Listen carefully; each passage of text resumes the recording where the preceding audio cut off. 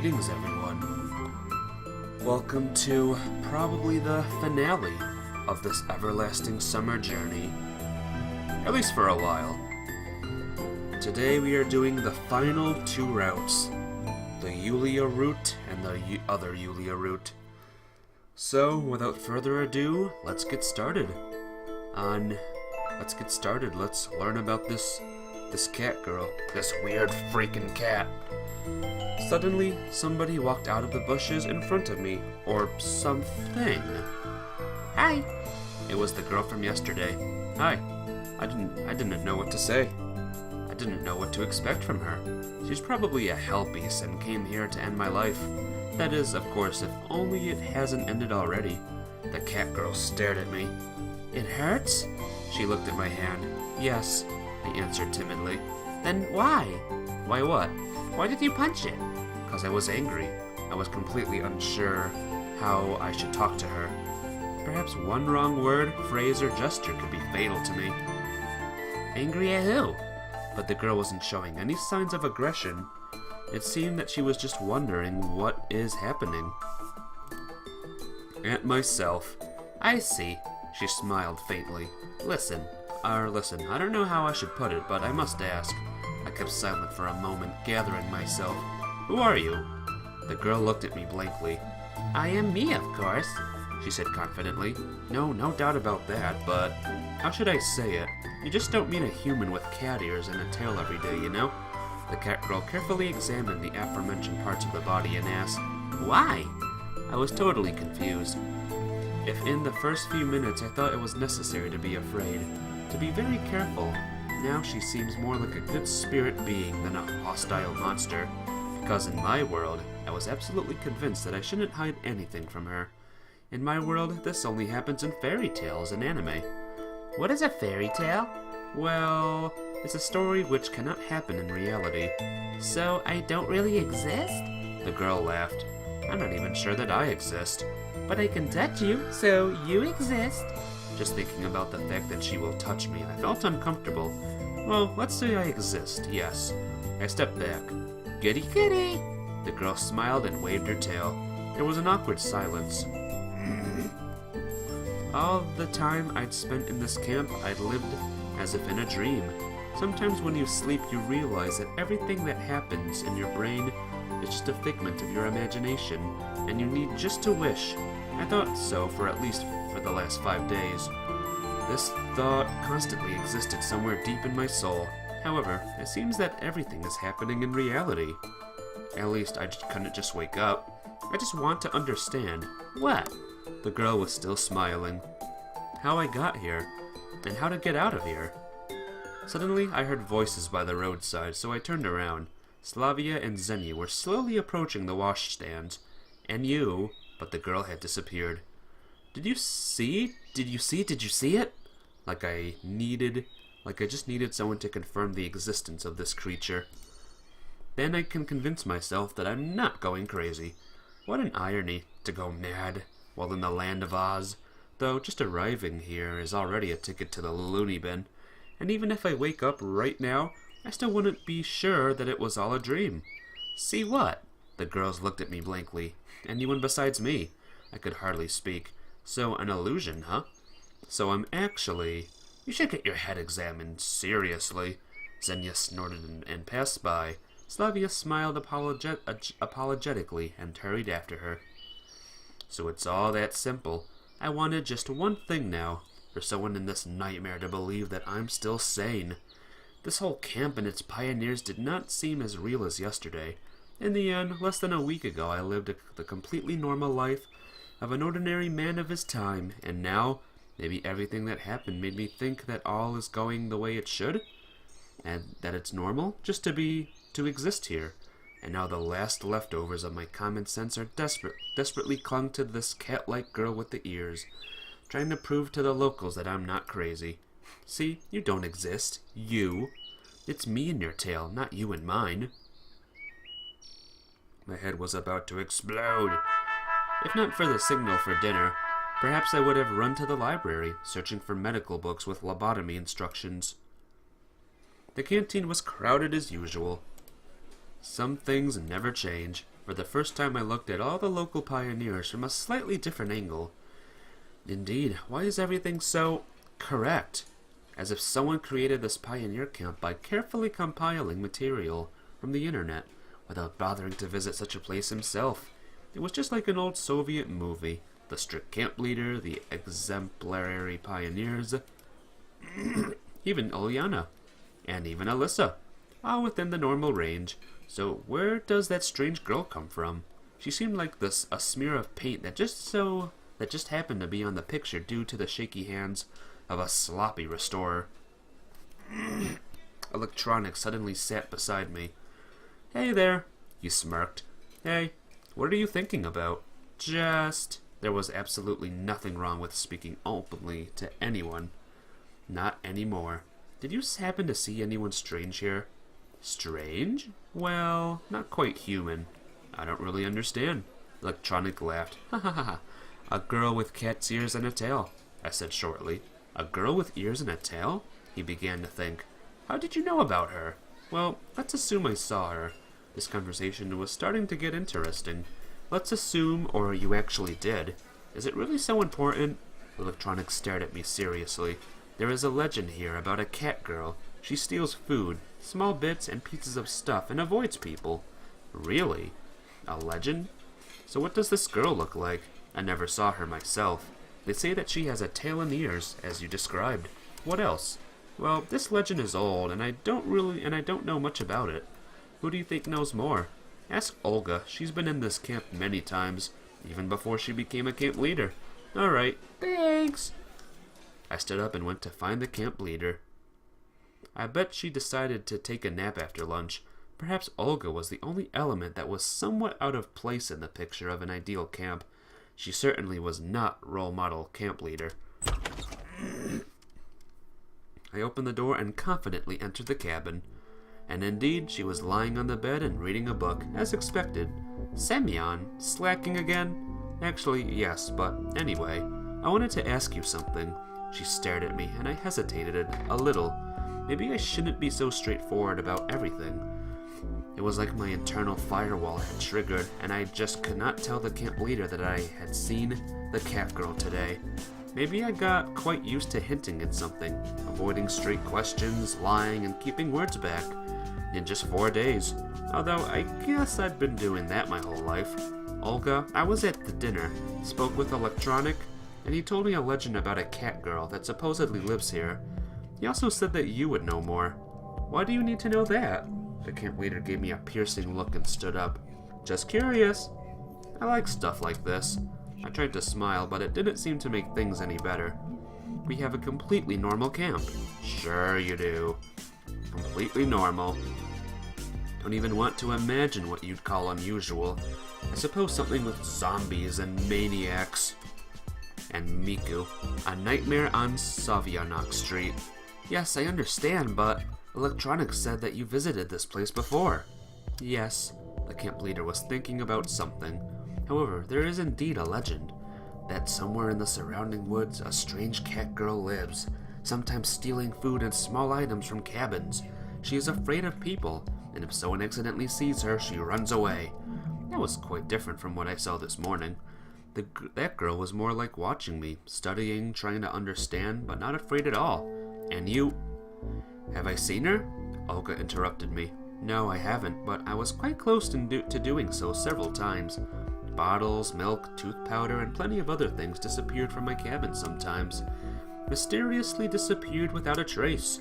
I'd completely forgotten about the fact that all the pioneers here do not actually exist, and just listened attentively to the camp leader. I was curious where this stuff disappeared to before, but in the end there is no evidence of her existence. She smiled, as if implying that this conversation is over, and if there was, why are you so interested in this? Who wouldn't be interested in stuff like this? Though I still had many things to rack my brains for. I don't know. The camp leader thought about something for a second, and then returned to her usual mother-of-all camp state. Well, seems like you've decided to become completely laid back. Do something already. She paused and stretched herself in such a way that wrinkles that shouldn't even be there at her age came out. Go on, get down to business. I just sighed and went out. All in all, no one from among the pioneers had ever seen a cat-eared girl. They'd only heard legends. Well, I should probably find her. I'd already recovered from this morning's shock events, and existential thoughts here have now, by now, stopped pressuring my brain, so it was possible for me to take a reasonable position, more or less. It was necessary because I still had a lot of questions. How did I get here? For what reason? Why? And where is this here?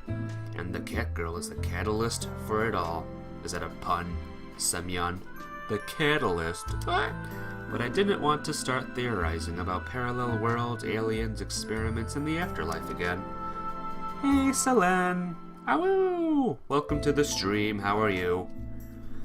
Here we are, Selene. This is it. This is the end. This is the finale right here. Are you ready?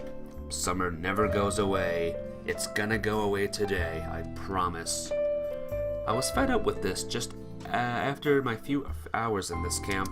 Perhaps I just need to put aside the theories and look at the physical reality. Even if I assume that this world exists, regardless of my will, I have to live here.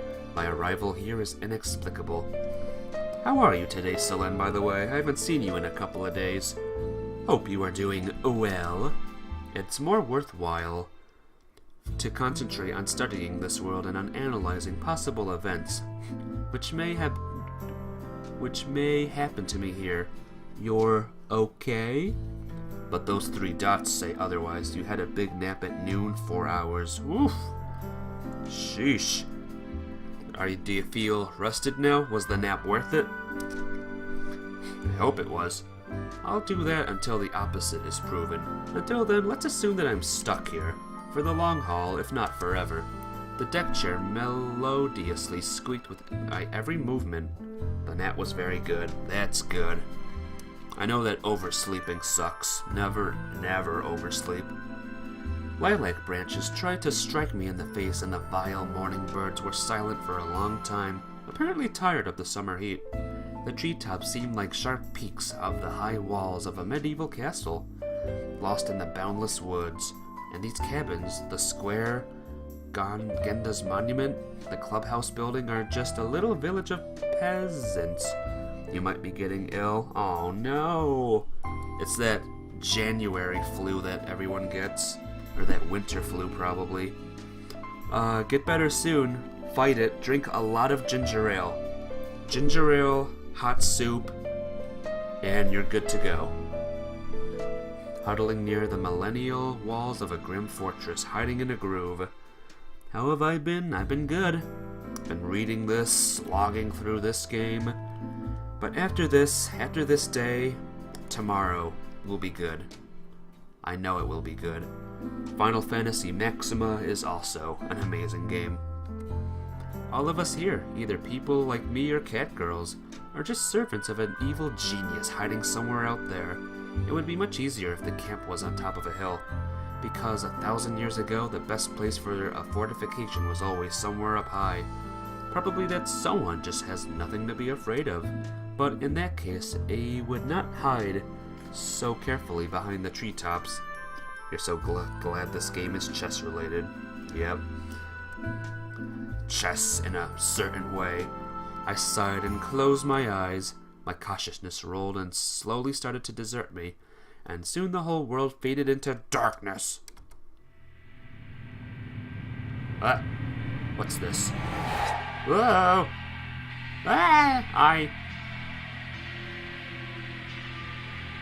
Stuff is happening. Stuff is happening. And again before my eyes, like an endless carpet, the road surrounded by woods and fields goes ever on. The bus is going somewhere, leaving behind everything I knew, loved and hated. An unfamiliar girl is leaning over me and gently whispering something in my ear. I'm actually interested in what she's saying, but I can't hear her. I'm just watching everything from the side and can see everything except her face, and hear everything except her words, and feel everything except my own life. By the way, Selene, just wait and see whose route we're on now. I woke up feeling like I was suffocating and began greedily sucking in air. My breath soon went back to normal, and an intolerable thirst came upon me. But what was that dream all about? And who was that girl? These questions again. Maybe I've already died and gone to hell. Can a human being feel that his life is now over and that he can just move on to the next stage of existence? My head was about to explode due to such cosmic thoughts. What did I do to deserve this? I'm just an ordinary guy, not a philosopher, not a theologist, not a scientist. And I don't want to understand the substance of things, the way of the universe. I'm not asking for anything more than to just live my life peacefully, and then doze off into an eternal sleep when everything is over. But no, I'm just trapped here. Tears of frustration welled up in my eyes. And why is it always like this? I started to think that if I give it any more thought, I would either understand the substance of all things or go insane for good. Ultimately, it all started with a bus. I got in, went to sleep, and there was a girl. Perhaps one of the local pioneers, maybe even that cat-eared one. Well, why not? I can't rule a single idea out. So I'm here now. My thoughts stopped. Tumbleweed rolled back and forth in my brain, bouncing around the organ which kept my ears from falling off. And that's all. Now I'm here. In hell, heaven, purgatory, or whatever. Cat girls rule the world. Yeah, that's the route I'm on. I'm on the cat girl route, and they are ruling my world right now. Looks like I'm going to spend the rest of eternity in this place. Huzzah! For some reason I fixated on this exact theory. It's strange that I didn't care about the fact that a spiritual being doesn't have basic human senses. Sight, hearing, touch. All in all, at first glance there was nothing different about me from my condition a week ago. Well, except for being a couple of years younger. Then what's so bad about what happened? I might even consider this a second chance. After all, it's not that hard to get a job. I could rent a room in a hostel. I'm 17 now. I'm still healthy. My brain is in an excellent state. My energy is at its peak. I might try to achieve something. But what has prevented me from doing so before? Was I really that old back then? I jammed like an old rifle, and without outside help I wouldn't have escaped this cycle of self-reflection. Fortunately, Lena soon appeared by the camp leader's cabin. Hi! I raised my eyes reluctantly and stared at her for a few seconds. Hello. She stopped, looking away and blushed. Well, never mind. May I have a seat? Sure. Hey, Abid Play. Welcome to the stream. How is you today? Hope you are doing well. Lena perched herself on the edge of a duck chair. What are you thinking about? Trying to understand the laws of this world. And how's it going? She asked seriously. Not too good. Perhaps they're beyond human comprehension. Then maybe you shouldn't bother. But what should I do? I just have to. Why? And really, why? Does it happen to be some vital urgency?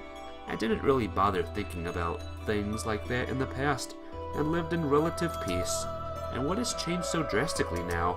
I won't think about it now either, and will be living in somewhat different conditions. But what's wrong with that? Oh shoot. Oh shoot, guys. I might... give me 2 seconds, guys.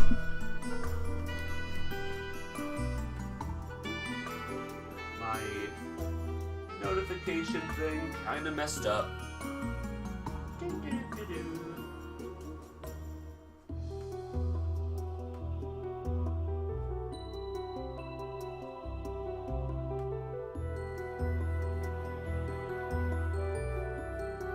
There we go. See if it's working.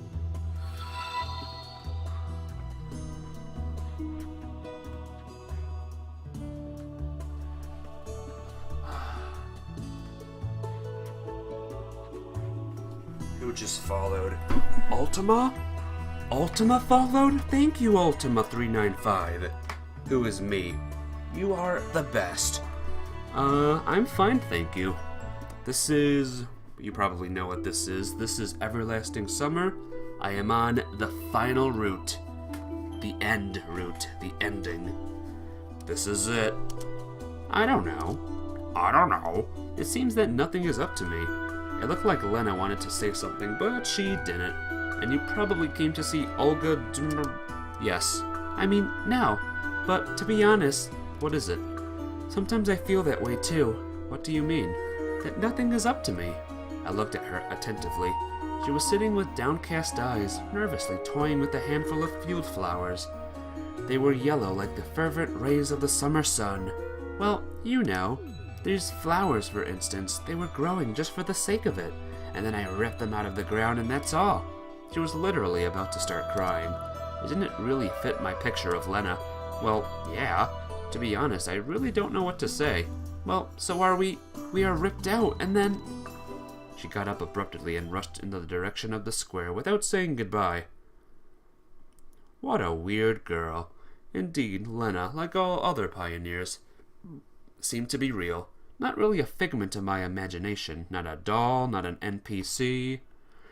A few hours ago, I was sure that I am the only one who exists here, and possibly that cat-eared girl. I wish I could find her. I'm in a state of something like spiritual deprivation. All my senses are working properly, but I still have a painful need to know why I am here, as if the need for identity, to find my place in this world, to determine its nature, laws, and mechanisms had become vital, just like the need for the food and the rest. It is probably the worst punishment for a human, to have the desire to understand something but not the ability, to wish to change something but not have the opportunity, to strive for something but to be unable to achieve it. I never seriously thought before, why am I in the world? How much time will I spend here?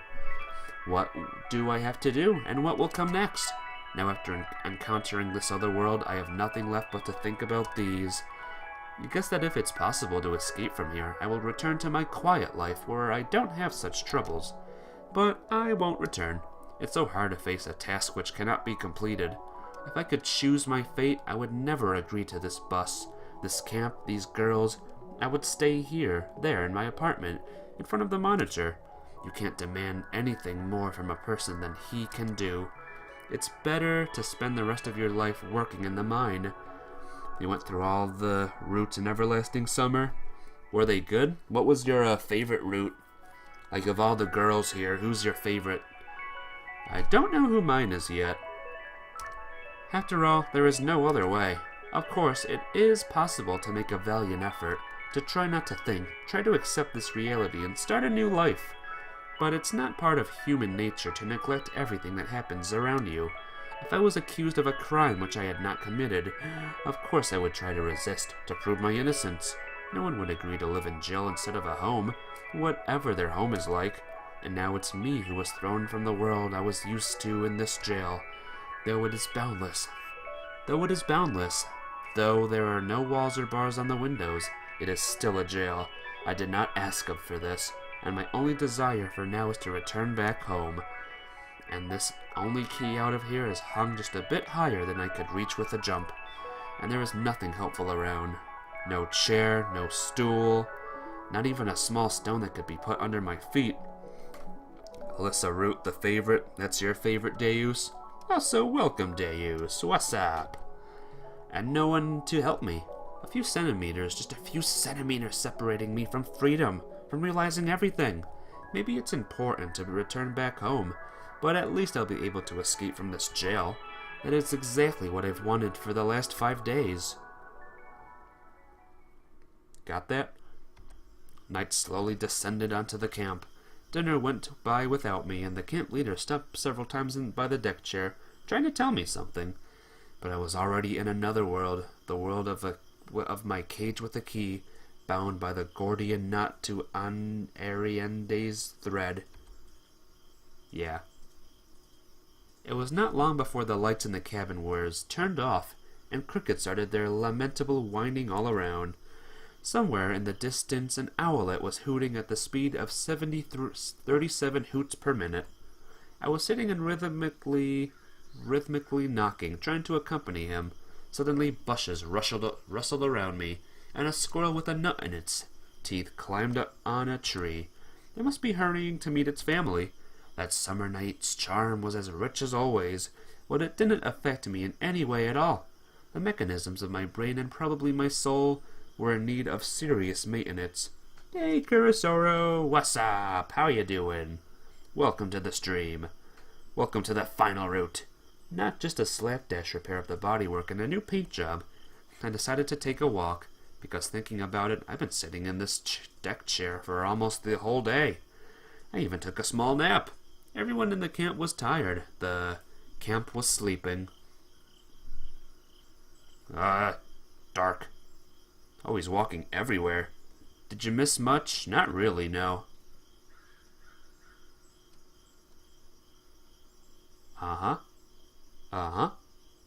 The walk between pioneers' cabins, the square with the statue of Genda.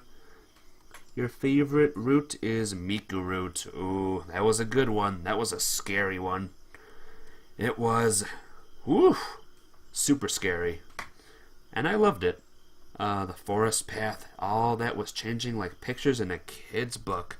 The whole world looked like a picture too. And that is not what I was thinking just yesterday. And the reason for that was a strange girl with animal ears. A cat girl, though she could just be be another animal. It was like there's a defense mechanism that activated just after I appeared here, which didn't let me look for answers or get a hold of the situation. There were always more important things, such as missing the lineup, getting a comfortable seat during lunch, or sneaking away from the camp leader. Anything other than thinking about why I am here and how I can get out. Anything. I sat on a stump and closed my eyes. A million images appeared in my brain at once, and among them was a road, a bus, and that girl. Yes, the girl with animal ears.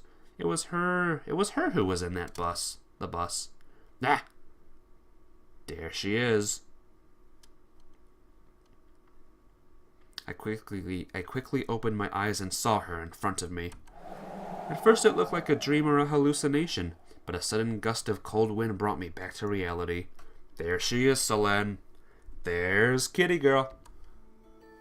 Meow. The strange girl was sitting and sprinkling sugar on a mushroom. They grow better this way, she said with a serious face. Who? I uttered with difficulty. The mushrooms. Who else? Mushrooms? Yes, mushrooms. Why do you need those mushrooms? To eat, of course. Why else would you need mushrooms? The girl pouted. I just don't know how to start a conversation with her, because I was sure that the thing which looked like a strange girl with animal ears had brought me here, and making friends with a higher being wouldn't do much good. Do you have more sugar? She asked suddenly. I don't know. No. I don't, why do you need it? What do you mean, why? I told you, for the mushrooms. They grow better this way. Despite everything, the girl looked totally normal. Of course, you don't often see a human with animal ears and a tail, and they actually looked real. But apart from that, I can bring some. I don't know why I said that. Maybe I just wanted to earn her trust. As long as mind reading wasn't one of her abilities. That's alright, no need. This is enough. Good. And? What? Why did you come? What does she mean? Come to this clade or come to this camp? Or into this life?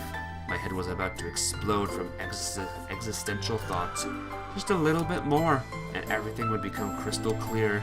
No, the answers and understanding didn't appear from thin air. The safety device just cut in. Caution, doors are closing. No more people will fit in the train. The next stop is... The train was gone and I stayed on the platform without my luggage, wearing a light jacket in the minus 20 degrees Celsius frost.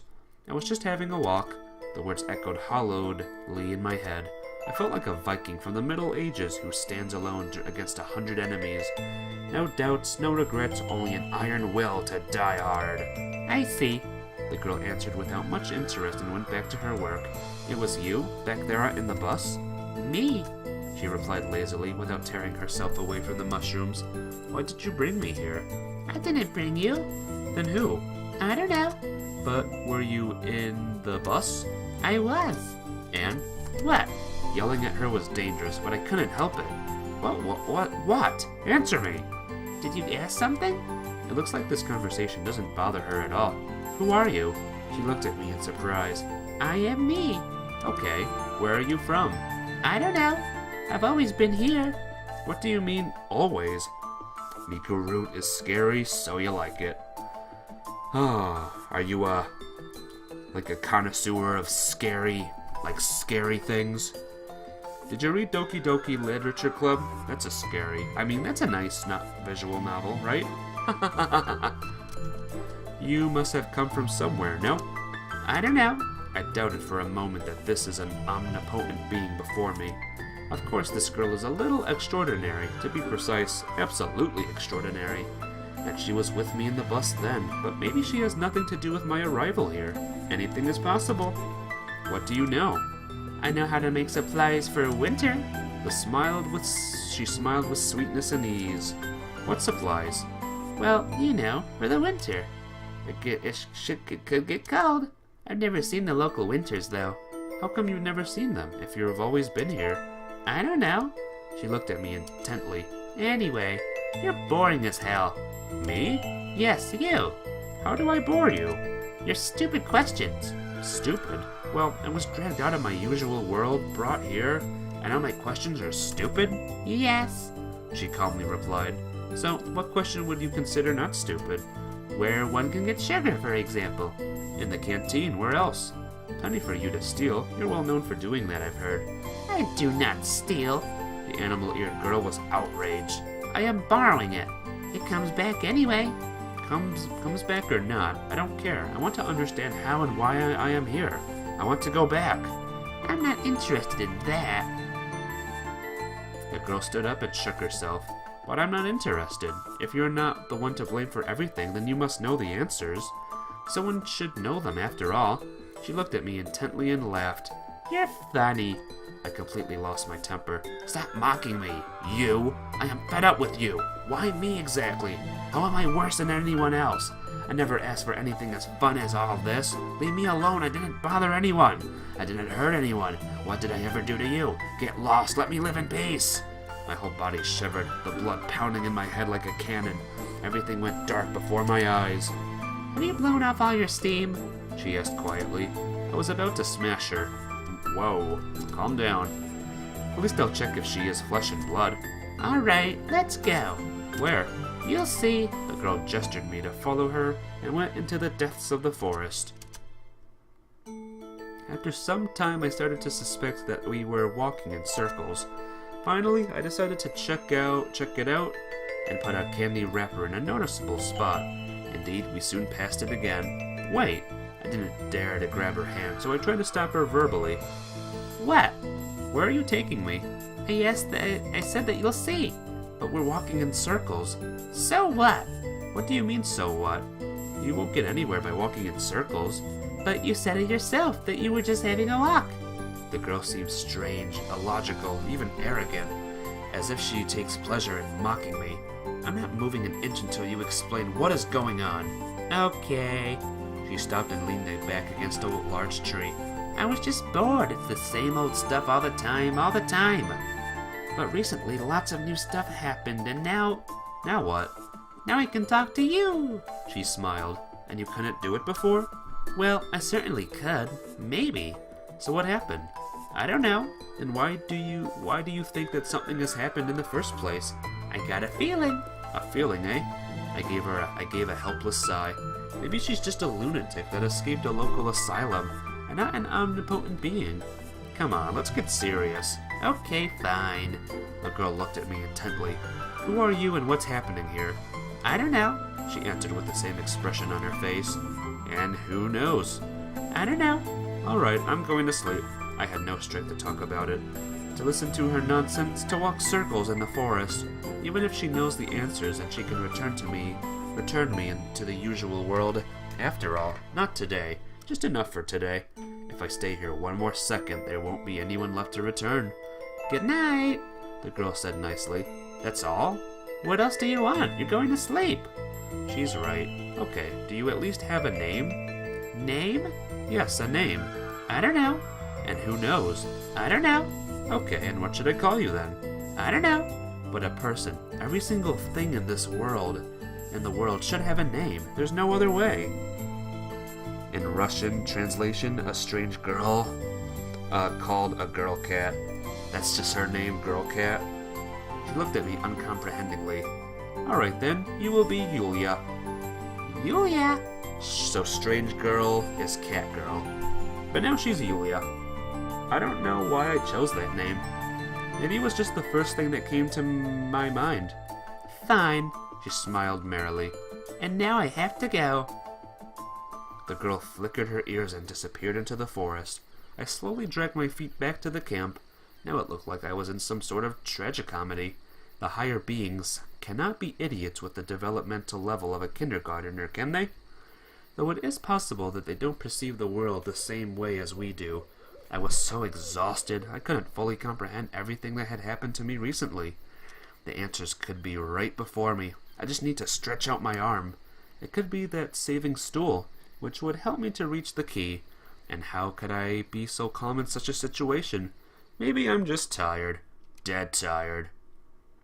Olga waited for me on the doorstep of her cabin. At last. And where were you wandering in the dead of night? I looked hard at the camp leader. I wonder, is she real? I don't have a single doubt about that girl, Yulia. She may not be a human, but she exists. And what about Olga, the other pioneers? You know, I saw that cat girl. Sure, of course, she chuckled. Well, you don't have to believe me if you don't want to. I don't want to, and I don't believe you. It's your choice, I said in a tired voice and pushed my way into the cabin. Semyon, tomorrow. I didn't hear the rest of her words. There was only one thing to understand, whether anything is up to me or not. Should I keep desperately reaching for that key, or is the cat girl the answer I've been looking for? Hey, Mario Punch! How are you doing? How's life? What's up? Welcome to the stream. Welcome to the finale of this game. Maybe the only thing left to do is to understand. No one ever said that the clue will be written straightforwardly in your own language.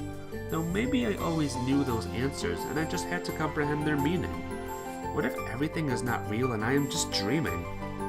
You're feeling better? That's good. I'm glad you're feeling better. You got through your annoying sickness, huh? What if I had just imagined everything about finding the answers, about understanding them? Maybe there is no cage, no jail, and the key has already been hung up from the burned out lamp in my room, which has turned into a pioneer camp, inhabited by unreal but very alive people, who seem so understandable and so precious. Well, no. I am not a wizard, not an oracle, not a god. Voltaire once said, "Illusion is the first of all pleasures." Maybe my most successful skill was my illusions. Lines of thoughts connected one by one, ready to keep it going until morning. But the safety device worked again and unplugged the whole system instead of reformatting my brain like last time. You alone notice that when Olga gets angry, her breasts become larger? I need to notice that.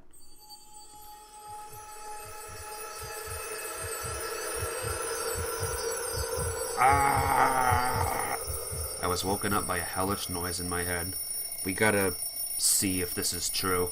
It turned out to be the alarm clock. Having found its button with difficulty, I turned it off. Olga, it's 7 o'clock in the morning. Why so early? I said in the direction of the other bed, opening my eyes. But there was no one there. The camp leader must have gone somewhere already. I rose with difficulty and looked myself over in the mirror. A common pioneer, nothing more. If someone showed me photos of the local residents with me among them, I'd never recognize myself. Olga, we need you for a test. The sun shined brightly outside. Nature seemed to laugh at me. Ha ha ha ha ha. I slowly walked to the washstands. I met only a few pioneers on my way, who were obviously in a hurry. Strange, where are they going in such an early hour? The cold water refreshed me a bit, and all the memories of the last few days poured into my head. Well, I should find Yulia and try to be very polite and proper this time. After all, if you can't even understand a fellow human being when judging him by your own worldview and ideas, then how can you talk to something completely alien? Why should aliens or cat girls follow the same moral laws and draw the same logical conclusions as I do? They may perceive the universe in a completely different way, and humans are just ants to them. We don't think anything of killing a troublesome mosquito, so why should they pay attention to me and my small problems? Though it could all be totally the other way around, and Yulia may not be guilty in this. Ah! Oh, you see that? Do you see her? There was a rustle in the nearby bushes, and I saw a familiar pair of ears. I see you. Cute. Yulia reluctantly left her hiding place. Come on, she snorted, pouting. Are you watching me? Yes, is that not allowed? Well, it's probably allowed. I wanted to talk to you anyway. Really? Me too. What about? I wondered. Something strange is happening here. Strange? What? I don't know. It's just everyone's behaving differently than usual. Something has happened. First you, then all the others. What are you talking about? I don't understand. I don't know, I just feel it, and when I feel something, it always happens. Yulia looked out downcast and even a little afraid. At this time, she totally doesn't look like any kind of higher being. Okay, let's investigate it together. No, no one should see me. Come here in an hour. Until then... The sound of heavy steps sounded from the road. Someone running. I turned around and saw Slavia approaching. Oh my gosh. Thank you. Thank you for the follow, a bit play. I hope you enjoy your time here. You get your free VIP sittings in my lounge that doesn't exist. So enjoy the free soda and popcorn. That also doesn't exist. But thank you for the follow, for real. You are a good person. Hi, I smiled. Yeah, hi. She looked really nervous with her cheeks blushing, eyes sparkling, and braids all messy. Semyon, it's... Come with me, you'll see for yourself. What happened?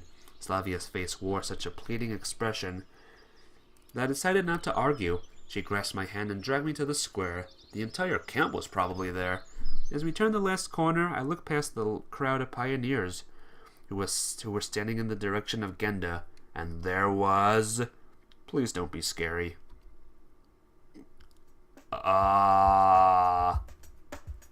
Alright. Just a city there now. Okay. In a distance, where before there were fields and forests, a city slowly started to appear. At first it was faded, like it was made of smoke, but then it became more solid, as if emerging from a fog. Sky City, I thought at once. But strange or not, there was nothing special about it. Just a normal city. Plenty of those in that territory of our vast country. You could call it too normal, almost boring. The city you would never pay attention to when passing by in a car or flying over it in a plane. But to see such a thing here and now in the camp, lost in the vast fields and forests of another dimension, where the only life consists of the local pioneers, squirrels, and mosquitoes. Even a cat girl is not that strange compared to this. Slavia kept squeezing my hand tightly. Pioneers whispered around us, as if afraid to speak in a loud voice, afraid that that illusion would disappear, or even the opposite. It would become more real, crushing the little Camp Savyanak beneath it. But the city stayed in place, like a white cliff rising above a valley. There was nothing special about it, neither gigantic skyscrapers nor significant architectural constructs, only houses of different colors and different numbers of floors, industrial buildings and a hospital or something like it. You couldn't make out people or cars from that distance, but I was sure that the city is teeming with its own life, independent from our camp. I wonder if someone there got up a roof and is looking at us through binoculars, trying to make out the pioneers crowding in the square. Indeed, it seemed like something flashed on one of the tallest buildings in the distance. But wait a minute, binoculars. According to my estimations, they were about 2 or 3 kilometers to the city, so if I want to understand something right now, then I need binoculars or a spyglass. I ran to Olga. Do you see that too? Yes, of course, she replied as if strained. I need binoculars or a spyglass. The camp leader stopped watching in the faraway city for a moment and looked at me uncomprehendingly. Binoculars? Yes, go to the Cybernetics Club. There should be some. I darted off and rushed in the direction of Club's building. Electronic and Shurik were tinkering with something as usual, and looked like they knew nothing about the weird stuff happening in the camp. Binoculars, quick! I shouted, trying not to lose my breath. What is it? Have you seen it? Ah, damn, you are sitting here with your robots like owls. Boobies? Yeah, they were a little bit bigger, were they? We still got to investigate, though. We got to see more, you know? Haven't you seen it? Ah, damn, you are Oh, yeah. I pronounced each word slowly like a caveman who had just learned how to speak. Can you calmly explain what this is all about? No time to explain. Give me the binoculars and hurry to the square. The young cybernetics didn't keep arguing with me, and in a minute we were standing with the rest of the pioneers as they used the binoculars to carefully examine the city, which appeared from God knows where. At first glance there was nothing special about it, and it gave me an impression of being from my time, the beginning of the 21st century. Ad boards, satellite dishes, pompous shop signs, modern cars. Give those to me. Wow, they are bigger. The camp leader snatched the binoculars from my hands. So, is that your world? Is that your world? I turned around and saw Yulia standing next to me. You said no one should see you. Yes, but... She was lost in thought. No one sees me right now. The pioneers didn't pay any attention to the strange girl with cat ears, too occupied by watching the far-off city. Do you know what it is, and why? No, she answered after a short pause. There was nothing like this before, nothing at all. And what was there? Well, you came, then left, then came again. And what did you do all that time? I told you before, I was preparing supplies for the winter. I totally couldn't understand. Does Yulia really not consider the situation even a little bit strange?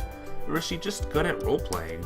However, who would need to put on such a show for my benefit alone?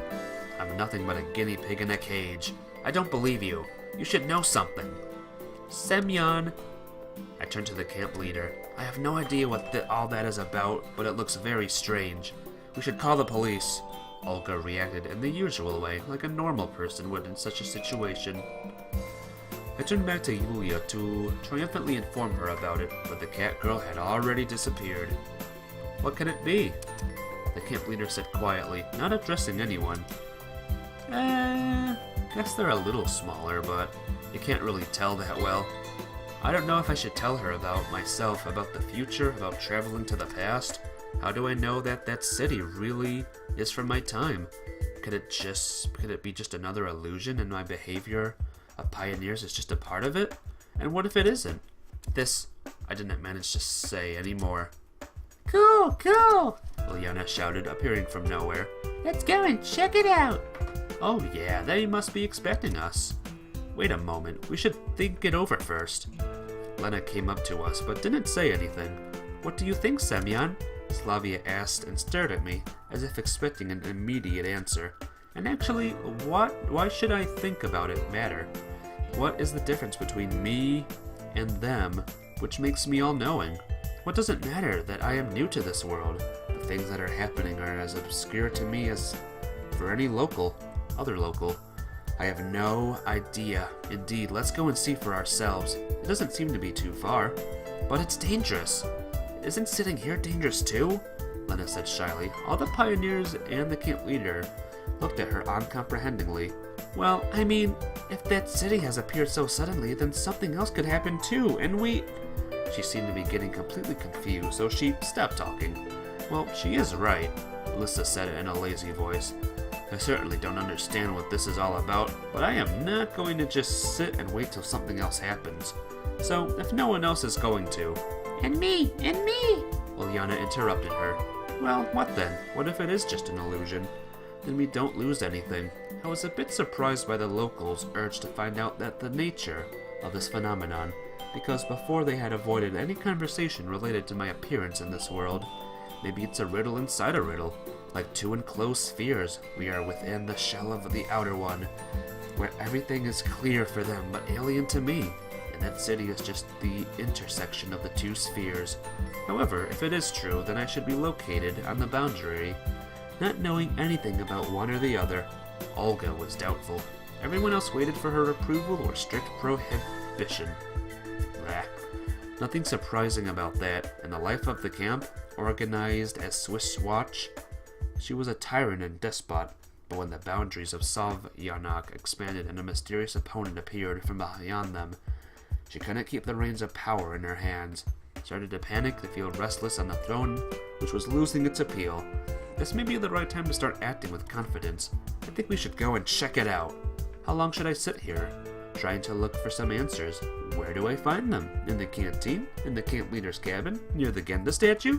I have nothing to do here, especially when such an opportunity comes across. But Olga shyly objected. What if we are already dead or something? I had to motivate the others in some way, but I had decided to tell them about myself. How's that dead? An expression of terror filled Lena's face. I'm not talking literally, but anything could happen. I can't tell for sure what is going on here. So any theory has to be considered. Lena started crying, and Slavia tried to comfort her. It's even more fun that way. And here is Ulyana, for whom even death itself may not be a good reason to act calmly. We should go in any case, Lissa said cheerfully. I turned around and looked at Shurik and Electronic. Well, we'd better stay here to try to measure, make calculations. I see. I didn't actually expect any help from those two. Then you should get ready, prepare everything you may need. Olga started to busy around. Flashlights, warm clothes, walkie-talkie. Do you have a walkie-talkie in the club? She addressed the cybernetics. They nodded in the affirmative. In half an hour, the investigation team gathered at the square. Me, Alyssa, Lena, Slavia, Ulyana. You missed the reaction on the city. Oh, don't worry, it's not much of a reaction. But you can go back and check it out. Also, welcome, let's be friends. How you doing today? What's up? Hope you're doing well. I was given quite a heavy backpack, packed with warm clothes, flashlights, some other necessities, and in my hands I held a shortwave walkie-talkie. I could certainly manage to walk those 2 or 3 kilometers wearing it on my shoulders, but why not distribute items among everyone? Well, you know. I dropped the backpack on the ground and looked at the camp leader. Am I the only man here and you immobilize me? Everyone should carry their own share. The girls hesitated. The first one to come to the backpack was Ulyana. She took a flashlight and a warm jacket, carousing. The rest of them followed her example. I didn't expect such boldness from myself, and expected even less for them to agree without question. Even the local pioneers may try to behave logically in critical situations.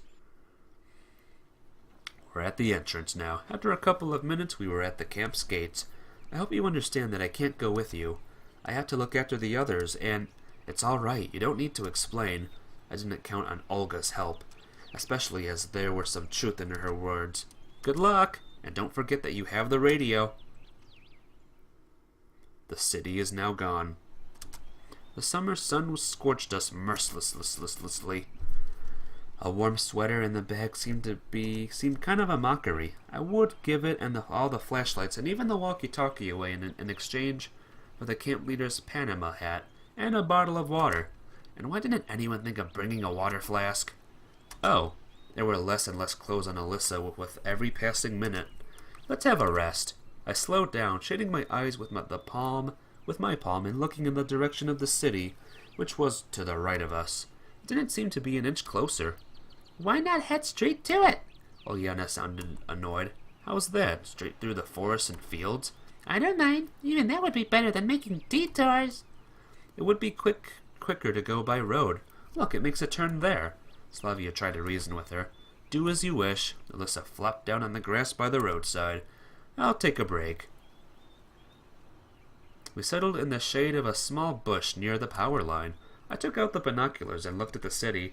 The multi-storied buildings still shined in the distance. Why aren't we getting closer? Or is the heat which is creating an optical illusion? A nearby bush rustled lightly. I turned around and saw a pair of cat ears sticking out of it. Wait, I'll be back in a moment. Having walked around to the bushes, I gestured to Yulia to follow me, and only after making sure we had enough distance from others that they would see us did I speak. So, are you watching us? Well, of course. I am interested, too. Ah, I see. And you surely don't know what awaits us there, do you? Surely don't. She smiled. And you have no idea why don't we get closer to the city? Actually, I do, Yulia replied calmly. Why then? Because you can't leave this place. I sighed heavily as usual and leaned against the lone tree. Maybe it's the right time to tell me everything? She got lost in thought. It was different before. You came, and then you left, and then you came again. And even if you went out so far, it was all the same. And that city is your world. Why do you always refer to it as my world? Because it is not of this place. Yulia was exasperated. And what is this place? Can you be any clearer? I certainly wasn't mad at her. It seemed to me that the cat girl wasn't hiding anything important. But she just did not understand the questions or did not know the answers. I don't know. Alright, let's do it step by step. How long have you been here? Always. Always is too complex a definition for a human. Though you are probably not human. I was lost in thought. And what am I doing here? You were always here too. How was that possible? Did I duplicate myself? Because I don't remember anything like that. Well, it is you, and it's like it's not you. There are many of you. And are you the only one? I am the only one. Yulia smiled amiably and waved her tail. One for all my parallel selves? Something like that. So are you like omnipotent? I didn't manage to find a better word for it. I don't know. Do you have any supernatural abilities? Can you fly, throw fireballs, or teleport? I can make supplies for the winter, she answered in a serious tone. Let's consider that a no. And what is this purpose? What is the purpose of all this? I don't know. If I was rather calm at first, then after all these I don't knows, I started to lose my temper. You know, Semyon, I heard Slavia shouting. I turned around and when I looked back at the place where Yulia was standing, she had already disappeared. There you go again. I gnashed my teeth and went back to the girls. We had been walking for several hours, but the city was still in the same place. I wasn't getting even a meter closer or further away from us. I told you that we should go straight to it. Shut up. I don't understand. Could it really be an illusion? Lena, who hadn't uttered a word before, said, No, not even an illusion in a desert disappears if you get close enough to it. Probably. So what now? Alyssa said, outraged. I'm sick and tired of this. Let's go back. Go, if you want. Nobody is stopping you. Slavia snarled at her. Everyone looked at her in surprise. It was really strange to hear such things from the role model pioneer. Why are you always so unsatisfied with everything? You don't like it? Get your ass back. Like I asked you, Alyssa said uncertainly. Well, she's right. Lena cut into the conversation. I'm fed up with your whining. Ilyana got scared and hid behind me. Oh, you're just here to look better at someone else's expense. Sure, it's easier to stand out with me in the background. Oh, trust me, you won't be able to stand after what I'll do to you now. Lena rushed to Alyssa, but Slavia stood between them. Hell no, let me go first. Stop it! Ilyana yelled in tears. I had no idea what to do in such a situation, but I couldn't let them fight. However, I did not have to interfere. Yulia jumped out from nowhere, got between the girls, and hissed in rage. You shouldn't be like this. This is not right. You must not act like that. It is not your purpose. The girls jumped back. Alyssa squealed. Slavia adopted some kind of a fighting position, and Lena was holding a knife, which she pulled from God knows where. What? Lena, please. Who are you? Who is it? What is it? I couldn't tell her if she was addressing Yulia or me. Wait. I stood between them and the cat girl. I can explain everything. It's like I'm making excuses. To who? And for what? She should explain everything. The girls relaxed a bit. Well, have you all heard the legend of the cat girl? So, this is... Yulia kept on hissing, but more quietly. She knows, Slavia said coldly. She knows what the city is. She knows everything. She knows nothing. I know nothing, Yulia confirmed. Did you ask her properly? Alyssa stood up and cracked her knuckles. What the hell are you doing? Stop at once. First the bus, then camp, then you, then her, now that damn city. I started yelling, gritting my teeth, sparks probably flying from my eyes. Enough is enough. I've had it with this damn uncertainty. Either you explain what is happening here, or I won't move an inch from here. Kill me with if you want. I don't care. You think I can put up with anything? That I would pretend that there's nothing happening and I understand nothing, regardless what you do? I don't care. Everything has a limit. I finished my speech more calmly, having lost my breath from yelling. I read. The blood hammered in my temples. The world became darker for one moment, and the next it painted itself with unimaginable colors. The girls looked at me with surprise and even with fear. Yulia stopped hissing and again looked indifferent to everything around her. Alright. Oh my gosh. I know, isn't this crazy, Selene? Just all this stuff happening. I declared and started to walk along the road in the direction of the city, which had moved a step further away for every step I took. No one followed me. And now it's nighttime. Woo! The sun started to set beyond the horizon, and the city, still visible in the east, was little by little being absorbed by mist. I couldn't tell where it is really located because the fields ahead were disrupted by forest, but its buildings still rose above them as the central element is of the diorama. The city stood mute, as if hovering over the world, looking down with a silent reproach at my trivial attempts to reach it. According to my calculations, I walked much more than 2 or 3 kilometers, which was the theoretical distance to the city. I stopped to rest in the shade a couple times, and even in the evening coolness became my savior. However, there could be no city at all, and I am just running like a hamster in a wheel, feeling the exhaustion of the distance I covered. But with my destination somewhere outside the cage, I remembered yesterday's thoughts about the key hanging right under the ceiling. It would certainly be useful to me now. Maybe there are no answers at all, and I am too tired to even think of it. Plus that enraged outburst with the girls. Screw it. I sat down on the side of the road, raising a little dust storm from the ground, which covered me and made me cough. Tears filled my eyes. When I opened them again, Yulia stood before me. I feel like a decision is gonna happen soon. Let me save it. It's been a while since I saved, so I'm just gonna, do a little savey save. There seem to be advantages to being a cat. You move much faster than humans. Where are you going? She asked, paying no attention to my words. I am going right there. I waved a hand in the direction of the city. But why? Where are the others? They went back to the camp. I see. So why are you going there? Because I got lost in thought. What else is there to do? What will happen if I just sit here? Nothing. That's what I mean. Yulia looked at me intently and sat beside me. I would like to help, she suddenly said in a quiet voice. Then help. I don't know how. Tell me about that city, about this world, why I am here, how do I get back? I don't know. Well, I mean, it's always was like that. You come to the camp in a bus, spend a week here, and then, regardless of the outcome, everything repeats. And there are many of you. They are all different. What do you mean different? Not like you. You are the only one like this. That's why I can talk to you, and the others just don't understand. Why don't they understand? They disappear sometimes. Yulia kept talking, ignoring my question. That's the way things should be. I have no idea why, but they should. They do not return here after 7 days. But then new ones come who are just like the previous ones.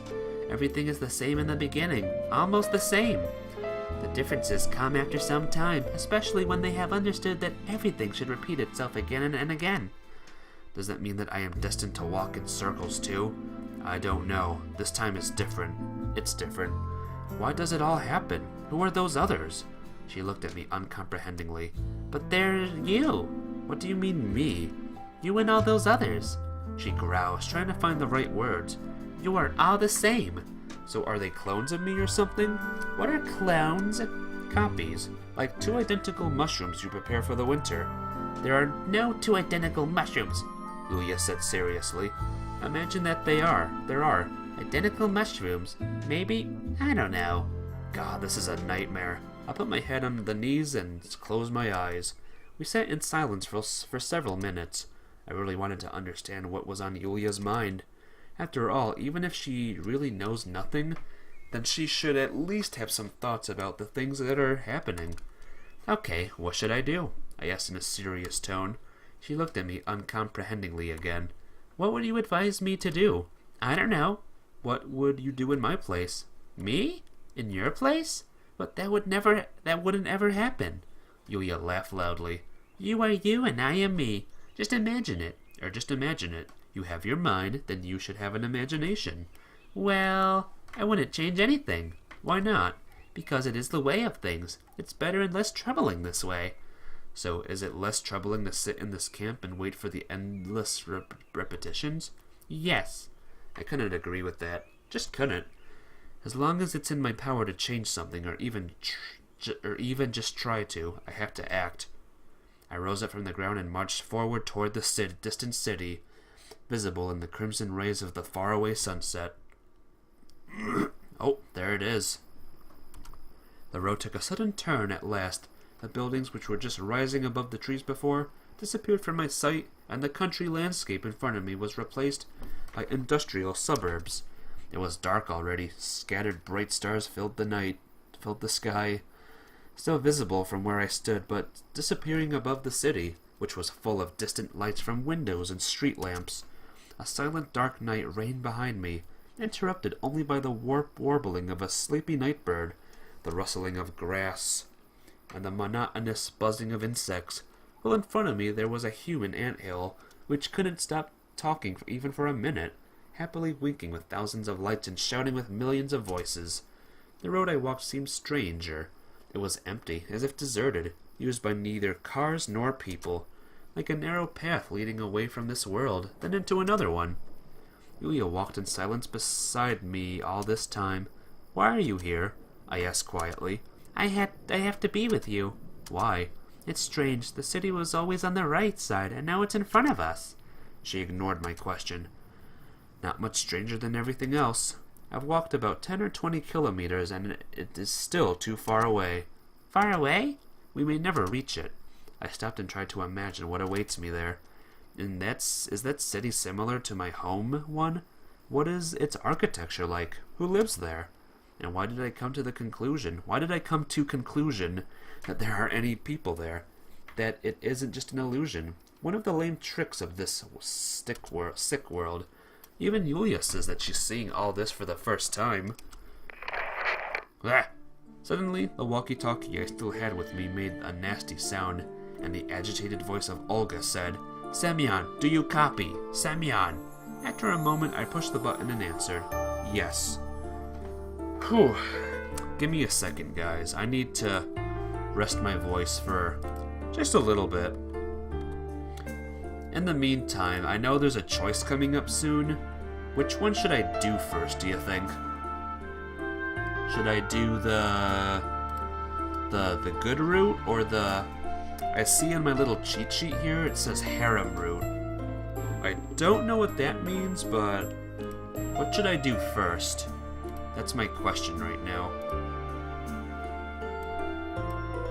Hang on, just give me 2 seconds, guys. Just let me rest a little bit. Oh man, what a game this is, huh? We should be almost done, though. Whew. I don't know. I don't know what's gonna happen here. Maybe good stuff, bad stuff. Maybe I'll be the big winner. Who knows? Is anyone still here, by the way? Out of curiosities? Whoever's here, just say so. If you don't want to, that's fine. Whew. You know what I'm thinking of? I might do the harem route first. The Yulia route might be the, like the main route. Selen's here. That's good. Okay. Oh, Olga's. Semyon, so much is happening. Come back at once. What? What is it? What happened? I asked without much interest. The camp leader, the pioneers, Solovej always here. Kurisoro is always here. That's good. Thank you for always being here. No one answered my question, though. Should I do harem route or Yulia route? Everything that happened in the last few days lost any meaning. Mario punches here. Nice. Like a nightmare you start to forget. Now when there was a real world in front of me, I had no other choice but to believe that when I reach the city, everything will end. Semyon, hurry. There is no time to explain. It's a disaster. The static grew stronger, drowning out the camp leader's voice. Will you go? Yulia asked as agitated. Where? Back there? No, why would I? But, you want me to go back? I don't know. What do you want? Really, what do I want? To get to that city. What have I been doing the whole day? It's sad if you do it otherwise. Alright. In that case, harem. I was gonna do harem, but now I know for sure. We are going harem, guys. And what if something bad actually happened back there? That thought sent a flash of pain in my head. Something happened to Slavia, to Lena, to Ulyana, even to Alyssa. And why is the question, why would I care, not bothering me now? But yes, I do care. I got so much closer with them recently. I had really got used to life at the camp. But what will happen to the city? Would it disappear as suddenly as it appeared? And what if everything went the way Yulia described? No, I should not allow it. The walkie-talkie hissed, but I didn't want to turn it off, in case I heard something again. So, what have you decided? I had to make a decision. I decided to quit the game. No, I'm kidding. Go back. Keep going. Damn that Savianak. There is no camp, no pioneers, and it really doesn't matter why I arrived there. My priority is to get out quickly. I'll go forward. I shrugged my shoulders, trying to express a minimum of interest. Yulia stared hard at me for some time, but then took a couple of steps forward, as if inviting me to follow her. Well, are you going? It seemed like for the first time today we got a bit closer to the city, like 100 meters or so. I was almost sure that I would reach it, then I heard sounds of a car horn from behind. A bus, an Icarus, approaching us fast, cutting through the night darkness with its light. I stepped to the roadside. That's... Yulia wasn't around. How does she manage to appear and disappear so unnoticeably? The bus slowly stopped next to me. The door opened and... Olga stepped out. Semyon, why didn't you come back? I asked you to. I could ask you the same thing. You said a disaster had happened, and now you... Okay. She suddenly softened. Get on the bus. What? And what about the city? That's why we're going there, to see for ourselves. I hesitated. On one hand, it would be faster to go by bus. This road should lead to the city. On the other hand, the actions of the camp leader seemed strange. We're going in the same direction for the time being, anyway. Okay, I agreed and got onto the bus. Everyone's here. The Icarus went in the direction of the mysterious city, bouncing over the bumps. It was too slow in my opinion. I was so tired that my eyes started to close.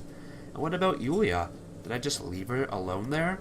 It looked like all the pioneers who had been in Savonyak got onto the bus. Maybe she wanted to say something to me. However, regardless of my struggle with Morpheus, my loud snoring sounded from the back seat within a couple of minutes. Good night.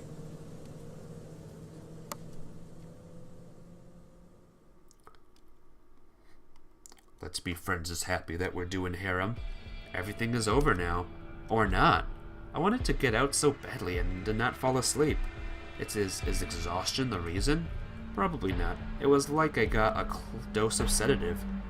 People can't lose consciousness just like that, and I never suffered from narcolepsy. My thoughts flowed fast and calm like a wide river. Nothing interfered with their flight because I was sleeping, but at the same time it felt like I was conscious. I'm about to open my eyes and... I'm home! An old chip ceiling was looking down at me. A big crack divided it in two parts lengthwise, as if threatening to drop the upper floors on me. The computer fan sounded peacefully, but strained. Thousands of specks of dust danced beautifully in the air. The wind wailed outside the window, licking the frost-covered glass, and then flying away, twirling the snowflakes in its wake. The bright winter cold moon looked down at my world, winking merrily. Merrily! There was a ringing in my heavy head, and I felt dizzy. A nasty aftertaste filled my mouth, as if I had eaten the contents of an ashtray and washed them down with a bottle of vodka. The realization didn't come at once. I was intending to go somewhere yesterday, and then, as I had a strange dream about summer, a camp, pioneers and their camp leader, about a strange cat girl in a distant city. I always forget the end of my dreams. Did I get to the city or not? Wait a minute. Was that really a dream? I spent nearly a week in that camp. However, the clock didn't agree with me. According to it, only about 12 hours had passed. I sat up on the bed and tried to remember. My feelings and emotions were really vivid, but the events of that dream were covered in fog. I remembered girls, their tears and smiles. I remembered joy and sadness that we experienced together, but their faces and figures were concealed by shadow.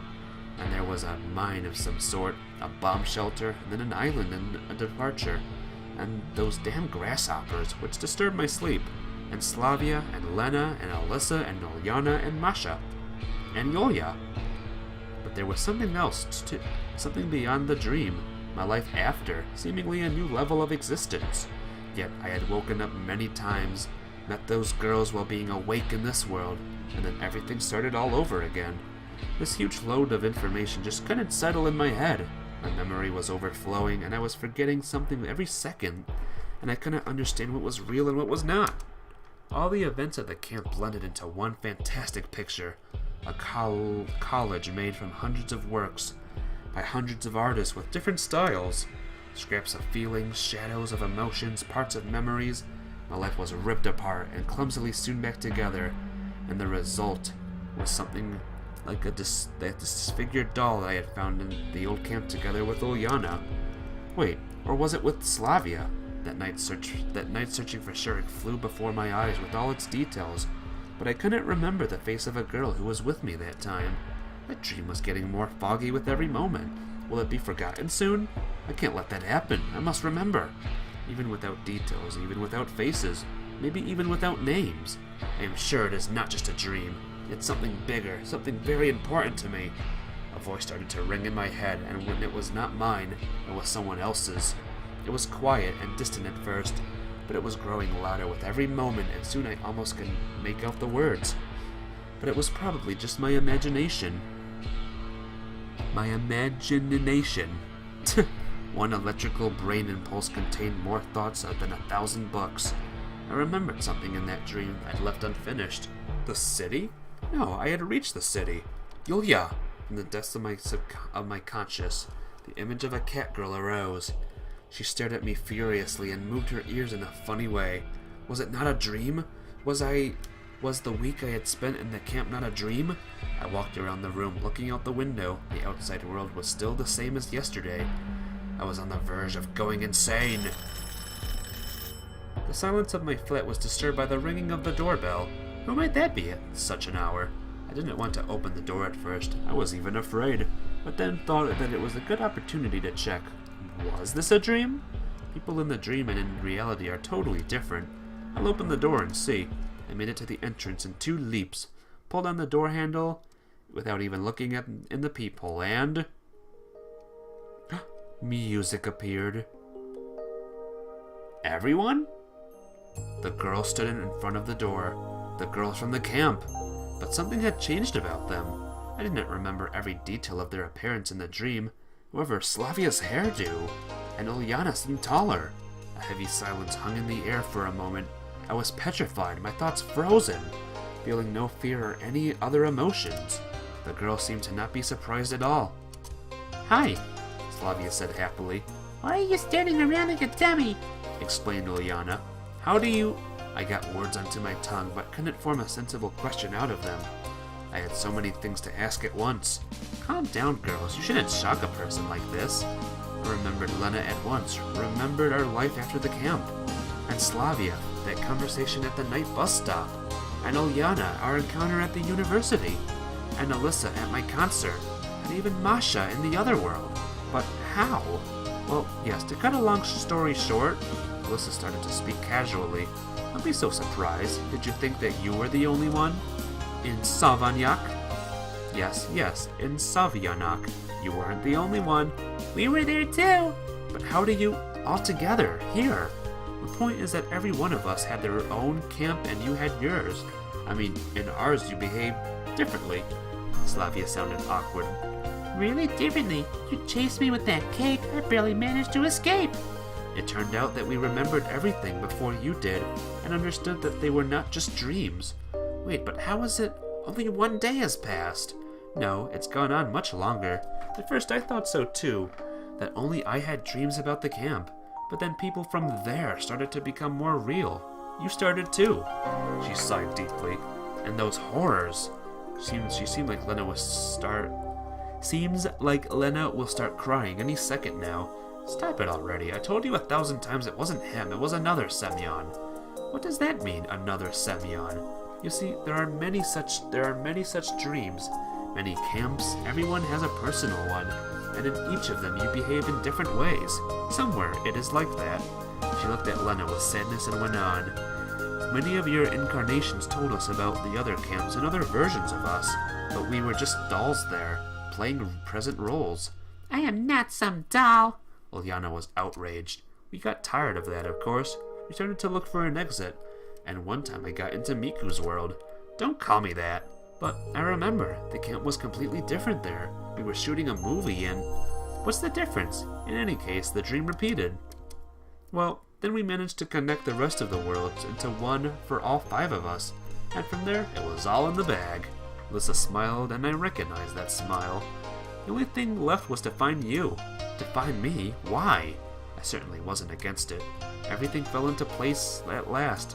Savyanak, pioneers, the camp leader, these girls. What about Yulia? Who? Yulia, the cat girl. Didn't you see her? Yes, someone did mention something about that. How could that? I still felt somewhat guilty about leaving Yulia. That's how it is. Each of us had only one world of our own, and you had many of them. And then we understood that only you were connected with reality. How did you understand that? The pioneer told us. I mean, the you who claimed to have been in that dream for a long time. Some weirdo, probably gone completely bananas. I couldn't get everything they were saying straight in my mind. Okay, wait. I put all my thoughts together. Then that camp was not a dream? Everything had been going on for a long time? There were many camps which had me and you, but each of you had only one? Had one and I had many? No, I don't understand. That's about right. Stop sulking, you're so boring. It was a lot of fun. For example, I never visited a pioneer camp. You probably hadn't either. But who was behind all this, and why? That's what we came, to find out why we came. But how did you find me? Suddenly, I felt doubt and even fear. Ulyana pinched me at once. Ouch! Just in case you thought you're dreaming. It wasn't difficult. Your copies could certainly be talkative if they wanted to. Or if you forced them to, Lena added quietly. So, first we met in real life, and then we came to you. Read your guess. Unbelievable. My life turned upside down in the blink of an eye. Obviously, I didn't remember this dream, or the dreams as girls said, in further details, but I felt too that the camp was something bigger than that. It brought us together, at first there, and now here. Only the question of Yulia still remained.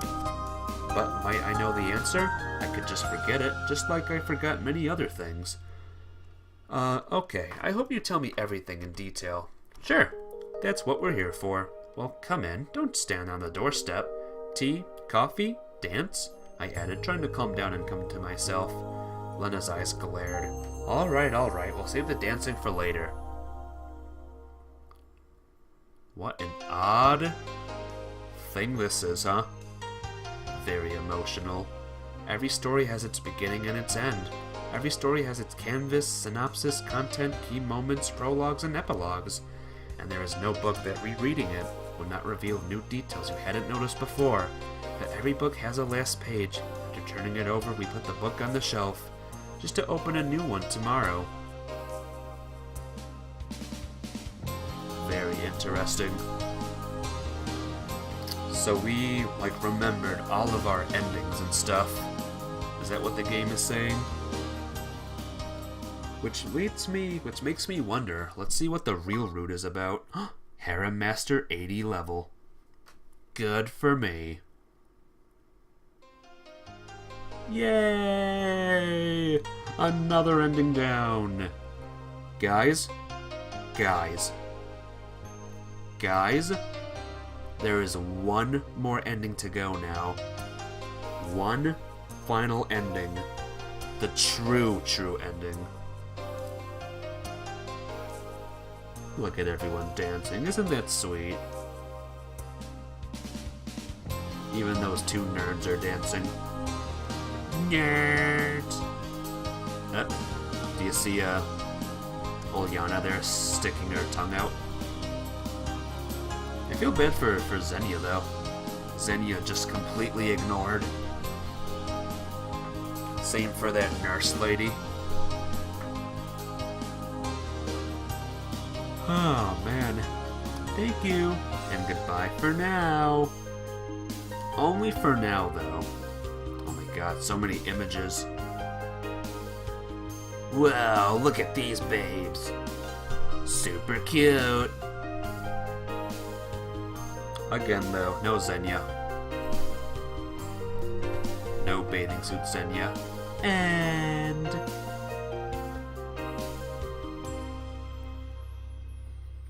Yep. Well, Selene, we need 5 chests, because that's how many chests there were on screen there. Alright, guys. One more route to go. Let's go. When I opened them again, Yulia stood before me. Do. Let's go back. Are you guys ready to go back? Okay. I forced myself to speak. What? What?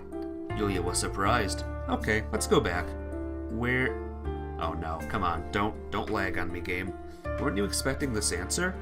You're not ready, Selene? Oh boy, me neither. What are we gonna learn? She smiled cunningly. No, why would you think that? Because you always say so.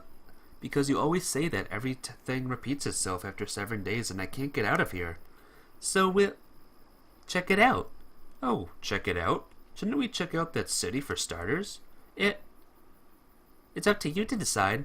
I looked at her intently. True route? Xenia's route is the true route. Ooh, wow. We should have known.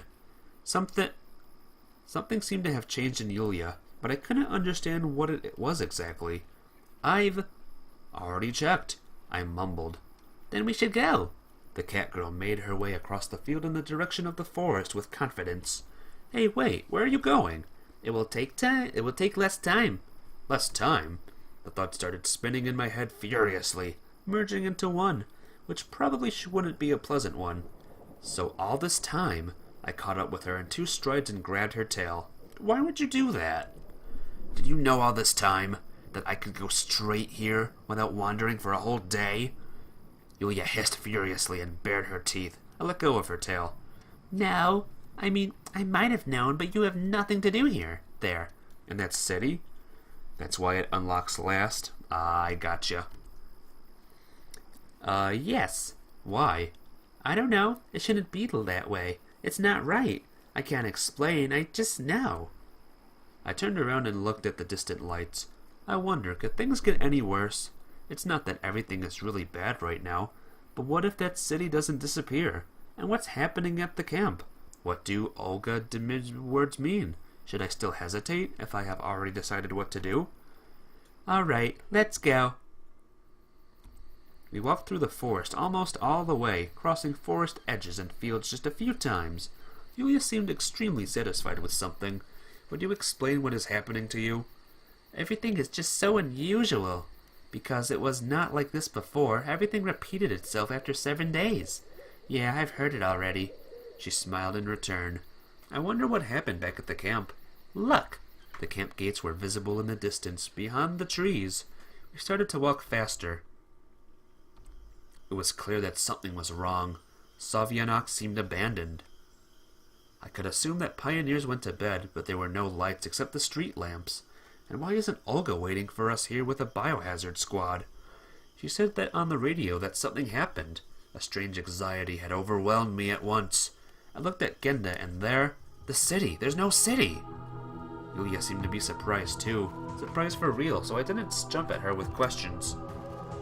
Well, that's weird. Having reached the camp leader's cabin, I stopped for a moment in hesitation. Images of possible events flashed before my eyes. However, I quickly pulled myself together. This is just some nonsense. There was nothing to support the idea of this science fiction story turning into a bloody thriller. I determinedly pulled the door handle and entered the cabin. No one was inside. Well, no point in staying here then. I rushed to the cabin of Liliana and Alyssa. Knock, knock, knock. Without dwelling on my thoughts, I knocked on the door, but only silence responded. I walked around the cabin and looked in the window. It was empty. Well, that doesn't mean anything.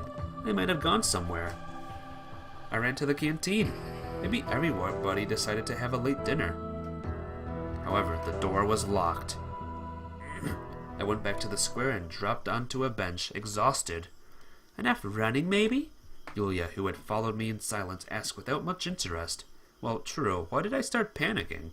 Though, what if something actually had happened? Well, I'm hungry. I'll go look for something to eat. I didn't object, and in a moment, Yulia silently disappeared into the night. It's either some stupid prank, which was hard to believe, or everyone really had disappeared else somewhere.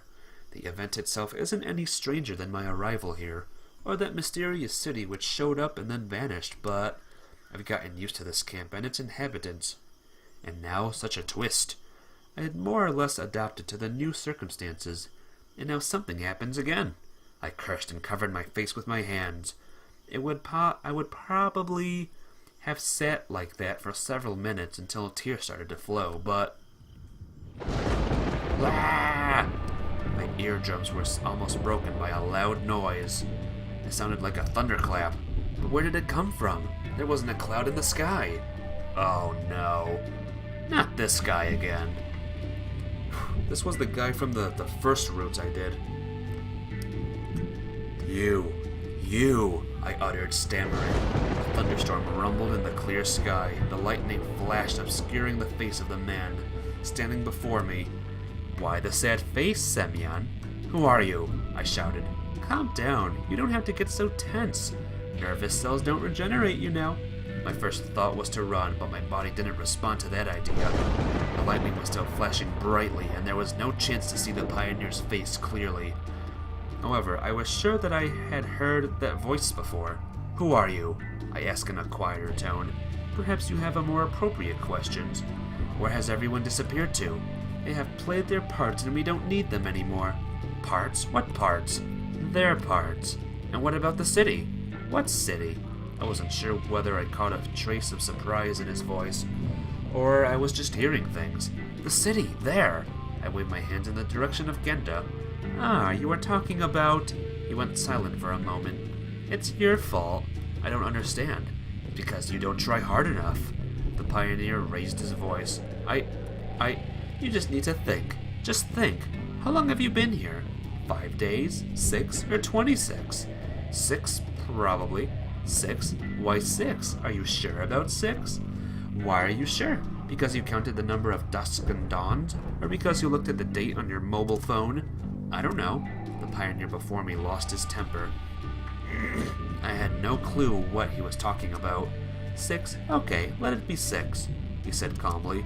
And haven't you been here before? No. Are you sure about that too? I don't know. And what if I say you've been here before? I had absolutely no idea how to react to his words. Something was happening to me. Like on the first day here, something inexplicable, terrifying, and maybe dangerous. But I don't remember. Why do you have to remember?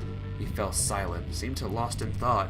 However, you really don't remember. Well, I'll tell you then. I could hardly hear his words through the sound of thunder. My eyes were getting teary because of the lightning flashes. But I was afraid to even blink and give this pioneer a chance to disappear. He might really tell me how I turned up here. This is not the first time you've been here. I don't know how many laps you've had, but it doesn't matter. But why? I don't remember anything. You should not remember. You should not. He shouted. Sorry. I decided not to interrupt him. Yes, it is not your first time here. He said, continued in a calmer voice. But this time is special. It will be the last one for you. I couldn't understand what his definition of the word last was. Will I get out from here and return to my normal life, or does it mean that I'll die here? Well, that's only my option. He went silent for a long time. I decided to ask a question at last. How do you know all this? How? Let's just say I am your brother in misfortune, and... An explosion sounded nearby. It seemed like lightning struck a tree just a dozen meters away from me. I I instinctively covered my head with my hands and fell beneath the bench. I don't know how long I was lying there, but by the time I had slightly recovered from the shock, the thunderclaps had stopped. I opened my eyes. Yulia was standing where the pioneer had been standing before. So, you have met your colleague. She smiled and offered me a hand. Shocked, I didn't know what to do and kept lying down. How long are you planning to stay there? I stood up with difficulty. Who was that? If I had to choose the lesser evil, then I would rather trust Yulia than that mysterious pioneer. Well, how should I put it? She got lost in thought. You know, you are not the only one. To be more precise, you are the only one here, but there are more of the same camp, lots of them, and there are more of the same you, a lot of them too. I didn't understand anything. Some of them can appear in the other places, like this pioneer, for example. So you knew all that, but didn't tell me? You didn't ask. She shrugged her shoulders. Should I be afraid of him? I don't think you should, although... Should I or should I not? My anxiety grew. I doubt that he can take a physical form, but you should be careful with him. I had received so much information at once that I would need more than a week to comprehend it all. Though keeping all that in mind, I understood that this information doesn't explain anything at all. Drink break.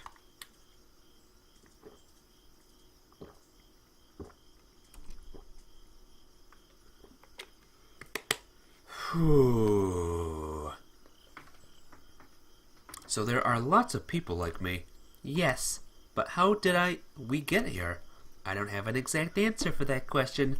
I just know that it is you who came here. Just one person came here, to be more precise. Yulia now looked nothing like that strange girl with animal ears who was sprinkling sugar on mushrooms. I am thirsty. Stay hydrated bot didn't even tell me.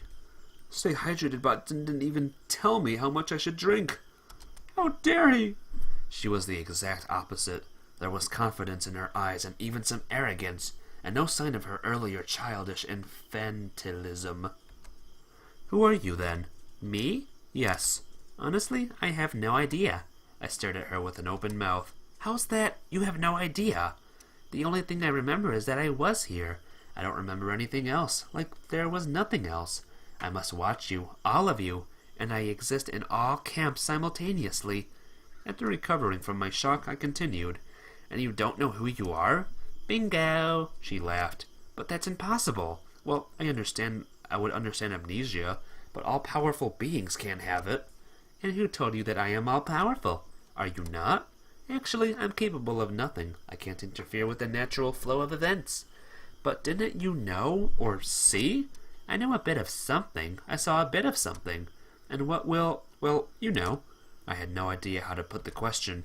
Nothing. Usually seven days pass and one of you leaves the camp. I would even say disappears. And then a new one comes and everything repeats. The number of camps is constant. We spoke about this before.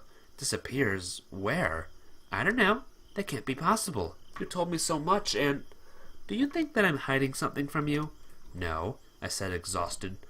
I guess I shouldn't doubt her words, at least for now. Maybe they don't disappear, they just go for another lap. I can't rule out that possibility, but I don't think they do. And what is happening to me now then? I can't explain this either, but I know for sure that this was meant to happen, and this is something unusual. The course of events is different this time. The pioneer spoke about it too. He might know more than me, but how should I understand all of this? I sighed deeply and covered my head with my hands. I think we will find that out very soon. Okay, but finally, who are you then? Yulia pounded her lips. I told you before. So do you have memory loss then? No. She thought for a moment. I don't have a memory at all. Probably. There was no me before this camp. I didn't exist. But... I didn't finish the sentence. Taking into account everything that happens here, there was a lot I could only make assumptions about, and that means I should not be surprised by a girl with animal ears. Are you something like an observer here? Probably. I'm thinking that word is the most appropriate. And what about all the inhabitants disappearing after playing their parts? What are you talking about? The pioneer said that... Parts. She moved her ears in a funny way, making me smile. There is something to it. Because only you are real here. I mean you, that pioneer, and all the others ones. How's that? I told you, I don't know. You can't assume that I appeared here with a limited amount of knowledge. Nothing more. There are things that I am not sure about, and there are things that I know no more about than you. Fine. On one hand, her words seem logical enough, if you can even talk about logic in such a situation. And what do you suggest to do next? To wait and see how things will turn out. Yes, you can't change anything, I mumbled. Anyway, it's dinner time. She smiled merrily and waved her tail. Didn't you go to look for something? I didn't find anything. I had no time. I saw the lightning and came back at once. Let's go. She was in the direction of the canteen. She'd better stick with me. It might be that there was no pioneer at all, and if I wasn't the only one who can see them, then there would be less grounds to doubt my sanity, which was not feeling very sincere lately. Yulia sat down at the table and looked at me. So, what? Dinner? Yes, what about it? I yawned. The time was long past midnight. By the way, how did you open the canteen? You've got to have the skills. No need to continue with this topic. Maybe it's better to go to sleep. Cook, now, she said in a dictatorial tone. Yeah, new words, yeah. Me? I don't see anyone else around. Okay. I slowly walked toward the kitchen. Because of all the talk of food, I suddenly felt hungry. I found a carton of eggs in a fridge and called out to Yulia. Hey, how about scrambled eggs? Well, maybe. Crack. I started cooking. Funny the way things turn out. Bizarre and incomprehensible events are happening to me, and yet I'm just standing here making dinner. Just hoping for the best. It's a typical Russian feature, yes. Nevertheless, I am quite sure that nothing bad will happen.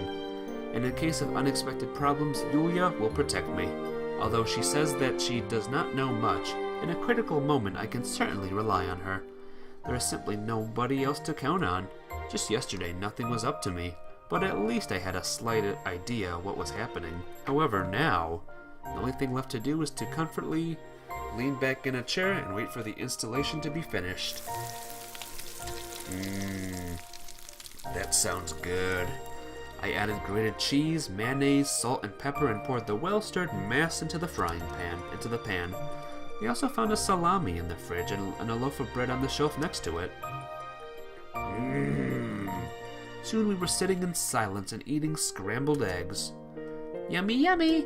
It's nothing special. Ordinary bachelor-style dinner. Never tried anything like this. Probably better than mushrooms and nuts. That's enough, Yulia answered angrily. When we finished dinner, I said, Tell me something about yourself, though you probably have nothing to tell. Probably. How long have you been here? I don't know. A long time. But are you mostly human? Well, very likely. Then how can you be at several places at the same time?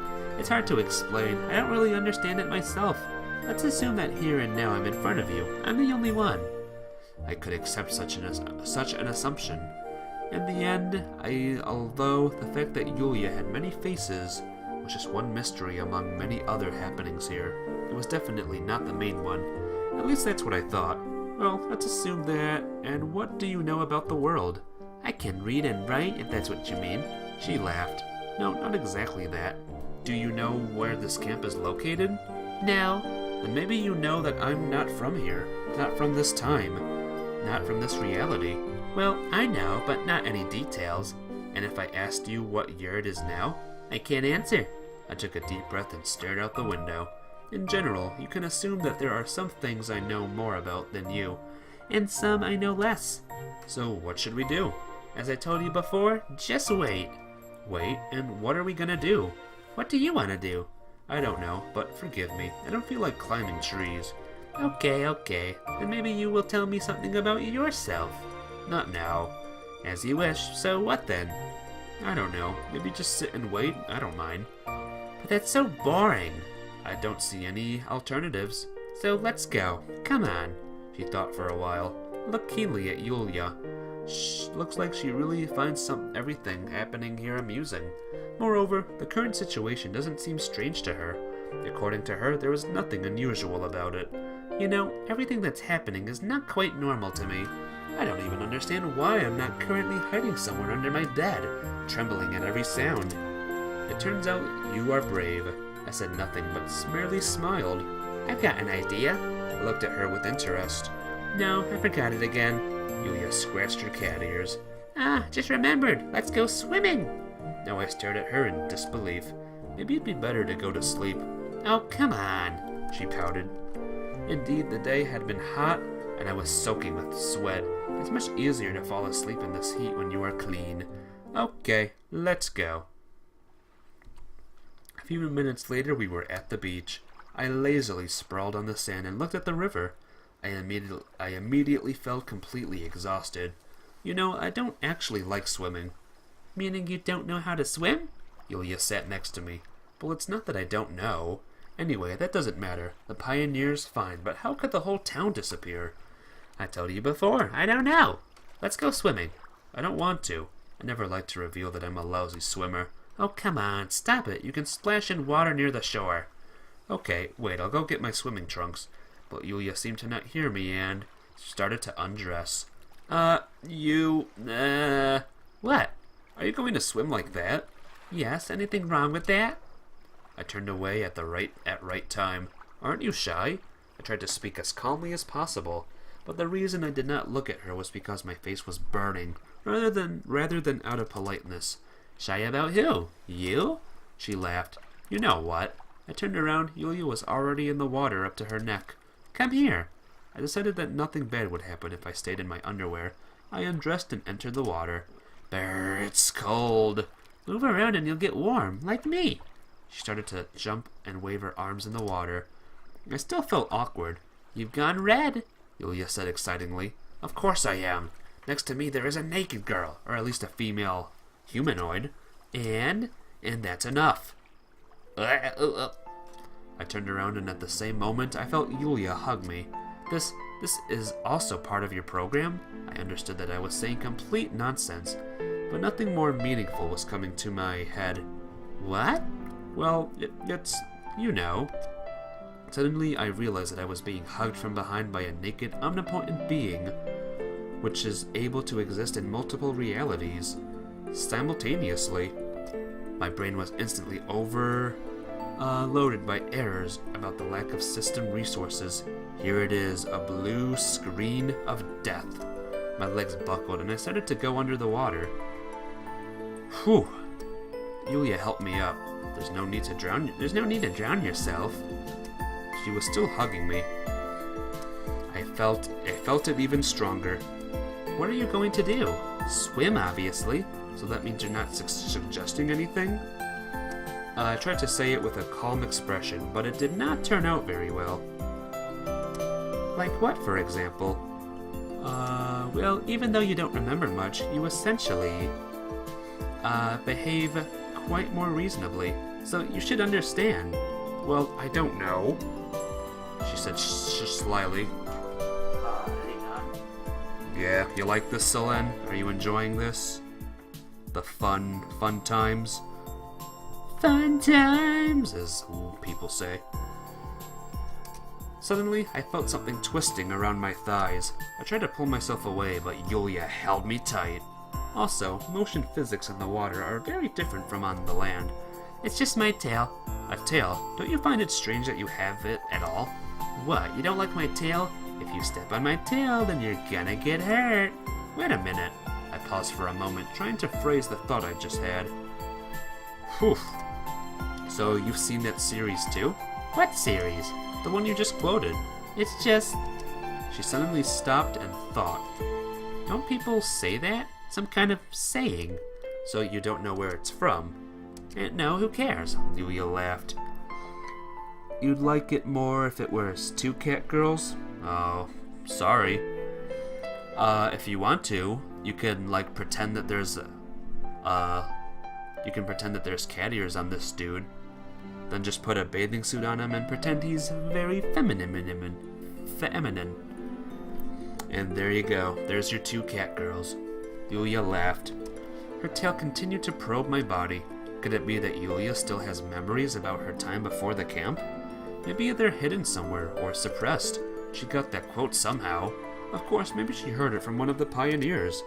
But isn't it too early for that show to even exist? The only conclusion is that Yulia seemed to be a prisoner in this camp, the same as I.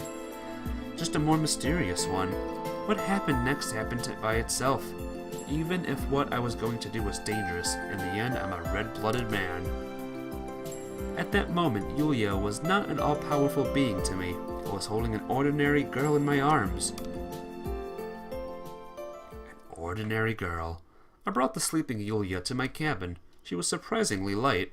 I put her on a bed, collapsed beside her, and closed my eyes. But all my attempts to get to sleep failed.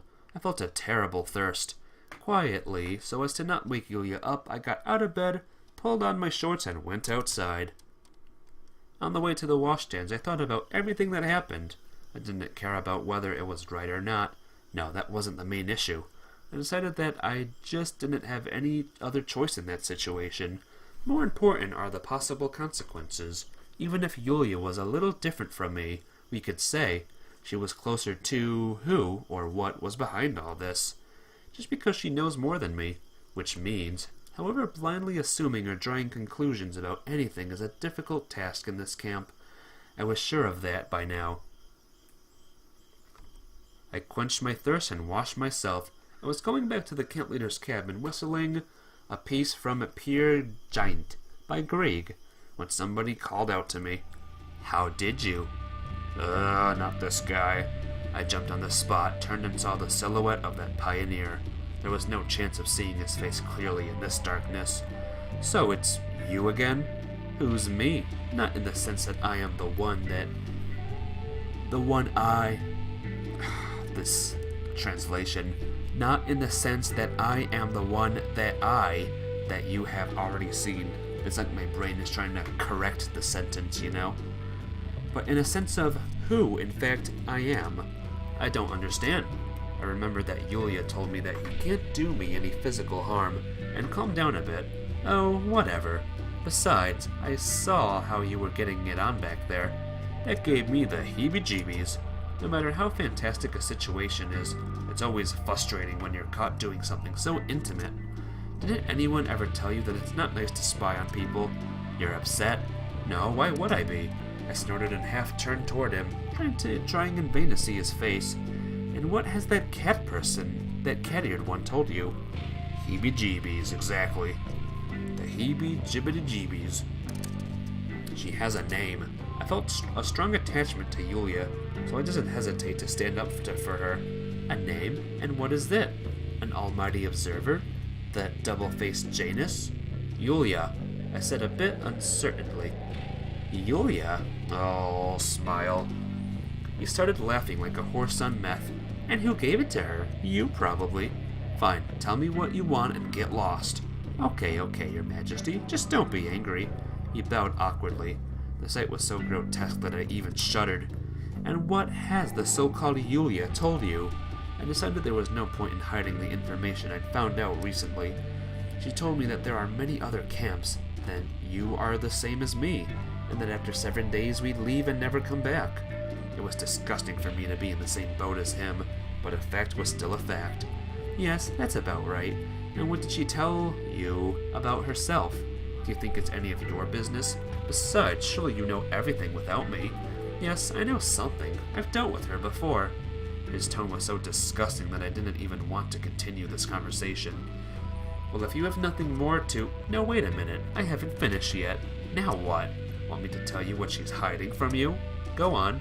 I was sure that Yulia had no secrets from me.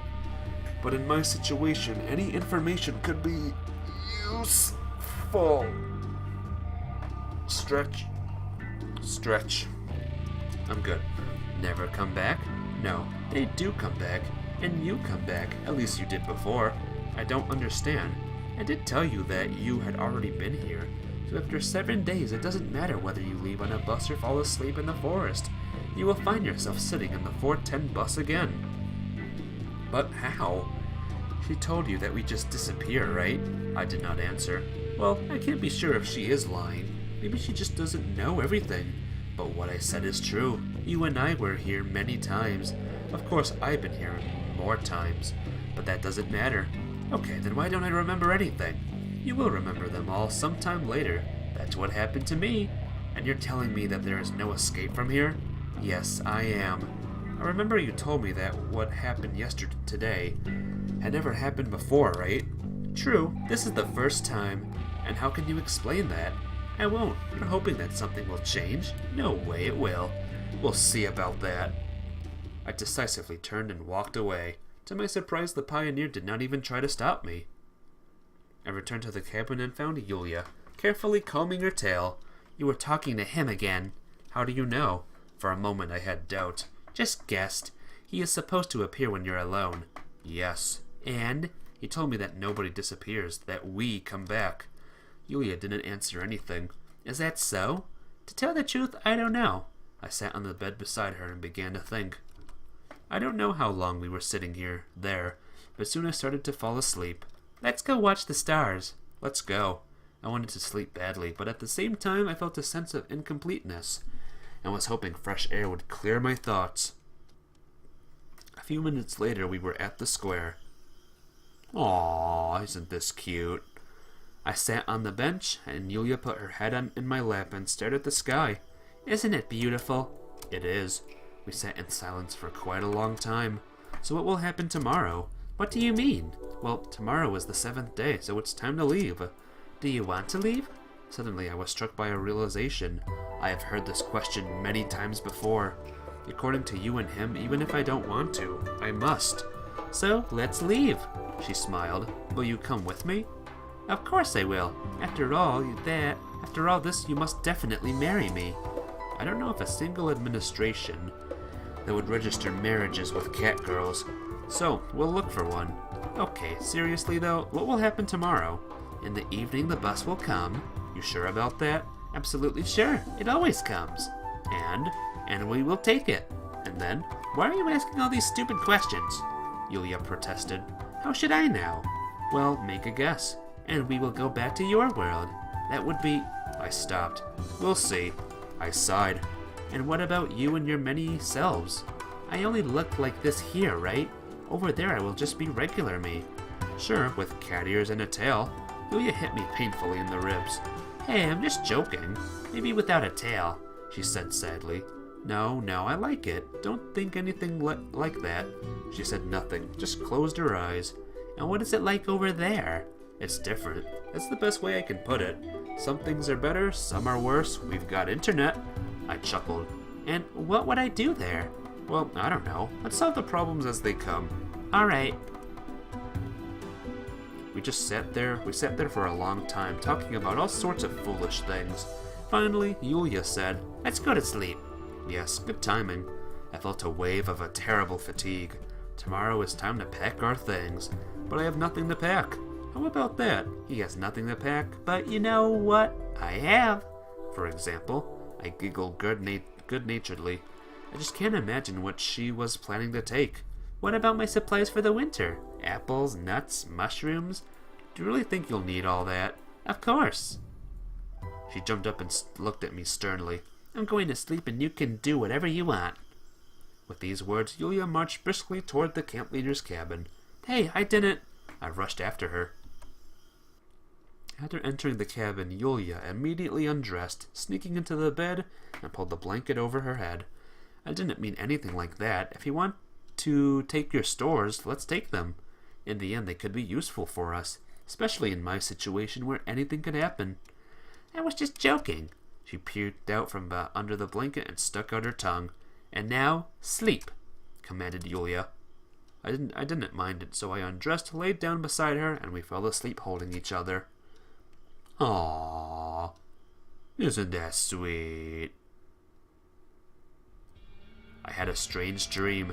No, of course being here in this camp was extremely strange by itself, incomparable with any normal nighttime dreams. However, in this dream, everything seemed so real but when I woke up I couldn't remember a thing. There was only a vague images of a long driveway, an old rusted bus, the rickety gates of the camp, collapsed statues of pioneers, and an abandoned square. I ran through Savianok back and forth as if trying to find someone, but exactly who remained a mystery to me. When I woke up, the sun was already setting. A bright sunbeam was lighting up the dust drifting into the silence of the room, and a painting of it with all the colors of the rainbow. Reflections on the glass took on different outlines. Look from one angle and it's just a spot of sunlight. Look from another and it's a pirate waving its cutlass. I stretched lazily and yawned. Well, Turning to the other side, I saw Yulia sleeping peacefully next to me. Yes, it is a cat. It is indeed a cat. Sugar and cat. Oh, I know what you're doing. good morning. Said Yulia without opening her eyes. It's daytime already. Morning starts when you wake up. You're talking just the same way I did before. So now you've changed your mind? I know, isn't it cute? Well, I don't know. During the last week, I got used to getting up in the morning. That was not entirely true because I didn't wake up with the sunrise and regularly miss the lineups. You want to say that you've changed? She giggled. I think any man in my position would change, at least a little. It seemed quite natural to me. Yes, perhaps. I won't argue. A long silence followed. That kind of silence where you are not tortured by the needs to say something, just to break the oppressive awkwardness. This silence could say more than any words. Well, we're leaving today? I asked finally. I think so. You think? You mean you are not even sure? Not completely. This is happening for the first time. You mean the disappearance of the pioneers? Not just that. She got out of bed and started to dress. I looked at her mesmerized, unable to look away. What are you looking at? Get up, it's time to pack. You mean your berries and mushrooms? Of course. Yulia's arm stood akimbo and looked at me resentfully. Let me just check something really quick. Okay. Do you want all my supplies to be gone? Of course I don't. To tell the truth, I didn't really give a damn about them. To be precise, I just don't see the point in stocking food for a one-way journey. At least without a return ticket for sure. A few minutes later, we were standing in the same forest glade where the day before Yulia had been sprinkling a mushroom with sugar. She was behind a tree, threw aside the leaves, and pulled out a heavy sack. All this. This isn't all. This is just what's necessary. I couldn't put what I planned to say in a nice way, so I decided to say nothing. The sack was filled with mushrooms, berries, apples, and nuts, all mixed up. I immediately had serious doubts about the fitness for human consumption of this assorted lot. Take it, said Yulia, pointing at a sack with an easy smile. Well, I hope you understand that I won't be able to. No, you're strong. Look how massive you are. She used her hands to indicate the difference in our heights. I tried to lift the sack. It weighed at least 30 kilos. Look, let's only take some of it. We won't be able to eat all this anyway. I was trying to cheat. Why not? Winters are long in these lands. Hang on. Okay. How would you know that? I guessed. I tried to make the most painful grimace I could. I can manage it to the square at most. Have mercy on me. Yulia thought a little. Okay, then throw out the berries. What a great solution. Get rid of the lightest stuff. However, I didn't object and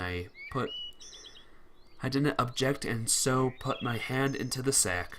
I can't say it got any lighter. I said when I finished with the berries. I don't want to hear it. I sighed and sank helplessly to the ground next to the sack. Let's carry it in turns.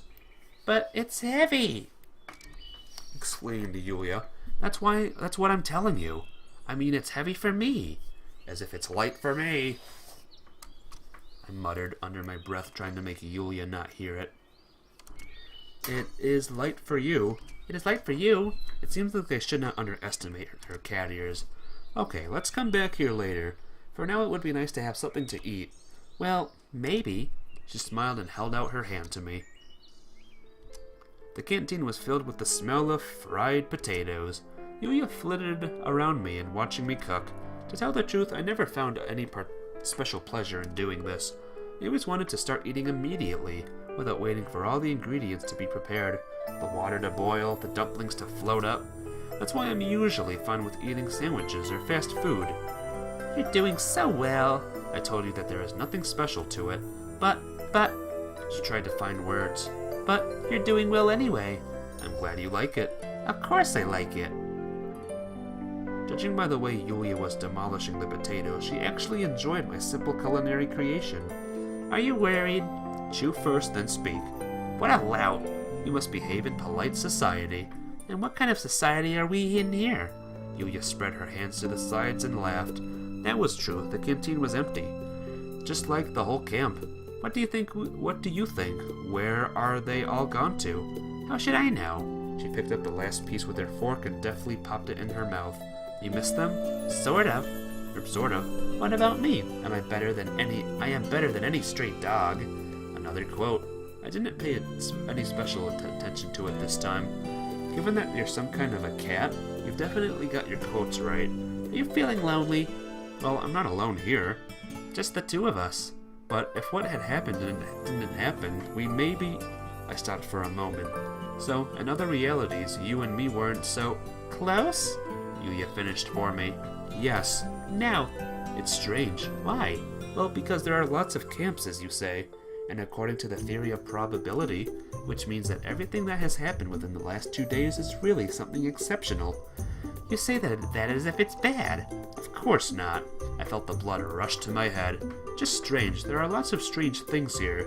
That's why I use that word so often. Anyway, you're just nitpicking. Who, me? Never. She laughed. No, you are seriously nitpicking. Even especially when it comes to words. Why would I do that? I can't even imagine. You know better. Seems like for any of my arguments she already had an answer prepared. As if she knew in advance what I will say. Forget it. So, let's go. Where? I realized that saying this was a big mistake. Now she'll definitely drag me back to that sack. Well, there is enough time until the bus arrives, so we could... Oh, right, the supplies. I just scratched my chin and followed her. Epic fail. Carrying nearly 25 kilos is not easy, even for a short distance. I stopped every 50 meters to rest. Yulia hurried and encouraged me, but it was just making things worse. I don't know if I deserved any medal in some strange sack of Catgirl supplies, short distance carrying event. But about an hour later, the sack was transported to the bus stop. I collapsed beside it, exhausted. That's it. You're such a hero. See, nothing to be afraid of. My whole body ached. My muscles burned. The rivers of sweat flowed from my forehead, stinging my eyes. I don't know what reward I was owed for this, but this competition was more like the Olympics for mentally challenged people. Though I won, I'm still a retard. Sheesh. Look, the bus is coming. What? I jumped up. My fatigue vanished in an instant. Something could indeed be seen in the distance. I narrowed my eyes and saw the Icarus. But why? Yulia told me that it would arrive closer to the night. Moreover, I'd expected the Liaz bus. There it is. Soon the bus stopped in front of us and the door opened, inviting us in. The driver's seat was empty, but I was not really surprised. Much stranger things have happened here. Coming? Yulia easily jumped onto the first jump and gestured for me to follow her. Don't you think it's weird that buses go by themselves? Well, she thought about that. Of course it's strange, but you said yourself that there are plenty of strange things here. Yeah, she was right on that one. Anyway, I had no choice. In either case, whether I stay or whether I go on the bus, I'm not sure about what will come next. But in any case of the second choice, I had to at least an illusory hope of escaping from this camp. I sighed and with one last effort lifted the sack and got onto the bus. We're on the bus! Woo! We drove for about an hour. Yulia was constantly chattering about something, but I wasn't listening. I carefully studied the passing landscapes through the window. Forests, fields, river, forests, fields. Absolutely nothing suspicious. On the one hand, this gave me some hope, but on the other it was a sign that in the end nothing will change, because in this world it seems everything is slow and measured, following its well-established rules. That's how it was, at least for a few days ago. Although maybe I shouldn't be drawing conclusions after having been there only a week. Well, now I am sure everything will be fine. I looked at her carefully. Cat ears, a long tail that moved rhythmically back and forth, slightly enlarged fangs. Yulia seemed like a character from a fairy tale. We can decide what to do with her in the real world later. I was turning into one big throbbing vein, ready to burst any moment. I was waiting for how this will end. The result could be anything. For me, it was important not to go crazy ahead of time. My nerves were stretched to the limit, and I tried not to think about anything. But it was impossible to distract myself. Hey, are you even listening? No, sorry, I was deep in thought. Well, as always, she pouted. Now is such a good big movement, you know? We can get out of this camp. So it's a very important moment for me. Well, it's important for me too, but I'm not worried. You simply can't see this in context. What do you mean? Before, I lived in a different world, the real one, as it seemed. So I have something to compare this camp to, and you, we can say, were born here. No, I wasn't. How do you know? I just know. I know that. The bus peacefully bounced over the bumps, shaking me more and more. The steering wheel was turning on its own. As soon as I stopped noticing the absence of a driver, my eyes began to close and I dozed off. Some girl bent over me. She was gently whispering something in my ear, so tenderly that... Smack. I felt a strong blow on the head. Hey, don't sleep. And am I disturbing you? I asked in annoyance, rubbing the bruised place. You're not listening to me. If we escaped from here, we'll have a lot of time for conversation. If we don't escape? Then don't worry about it. We're just dead, I guess. I don't know. Whatever. Then we will have even more time. I tried to smile, but just thinking that we wouldn't ever leave this camp frightened me a lot. So I just gave a stupid grin. It's better that if we don't escape, because in your world, I don't know what to expect there. But you won't pay any attention to me at all. I will, I promise. I hugged her sincerely. Really? Truly? Really, truly. Yulia leaned against me. And you'll listen to me? Of course. And you'll always agree with me? Sure. She pulled away and looked into my eyes. Well then, I forgive you. A loud laugh filled the bus cabin. But be careful. Don't you forget about that or try to deceive me. Want to sign a contract? A marriage contract? I don't have the property for that anyway. But I do. Yulia pointed at the bag lying in the aisle. Well then. I tried to remember what I'd brought with my money. Here. I took my mobile phone out of my pocket. By this time it was already out of charge. What's that? Yulia asked curiously, taking out the mobile. A very useful thing in my world. You can communicate with people at a distance. Wow, that's really cool. Excellent. That will do. She put the mobile on the seat. Deal then. My supplies for the winter are from me, and from you is that thing. Okay, deal. All right, now we are husband and wife. She smiled slyly. Hey, wait. I suddenly remembered that all this conversation had started with a marriage contract. Anyway, without an official registration, when we get to your world, we will register our marriage. A man without a wife is like a kitchen without a knife. That was rhymy. If we get there, of course. Yulia said nothing, but just stared straight forward with her eyes wide open. What's going on? I followed her gaze and realized that the bus was full of people. All of them were wearing Pioneer uniforms, and they all looked exactly like that Pioneer. Oh, God. Nobody said a single word. They just looked silently in my direction. I could not see their faces. Clothes, statures. Yes, but their faces were shrouded in shadows that seemed to appear from nowhere. Oh, this is spooky, alright. Are we having another Miku route? Will zombie Ulyanas come out? It was as if instead of the heads that normal people have, they had many black holes.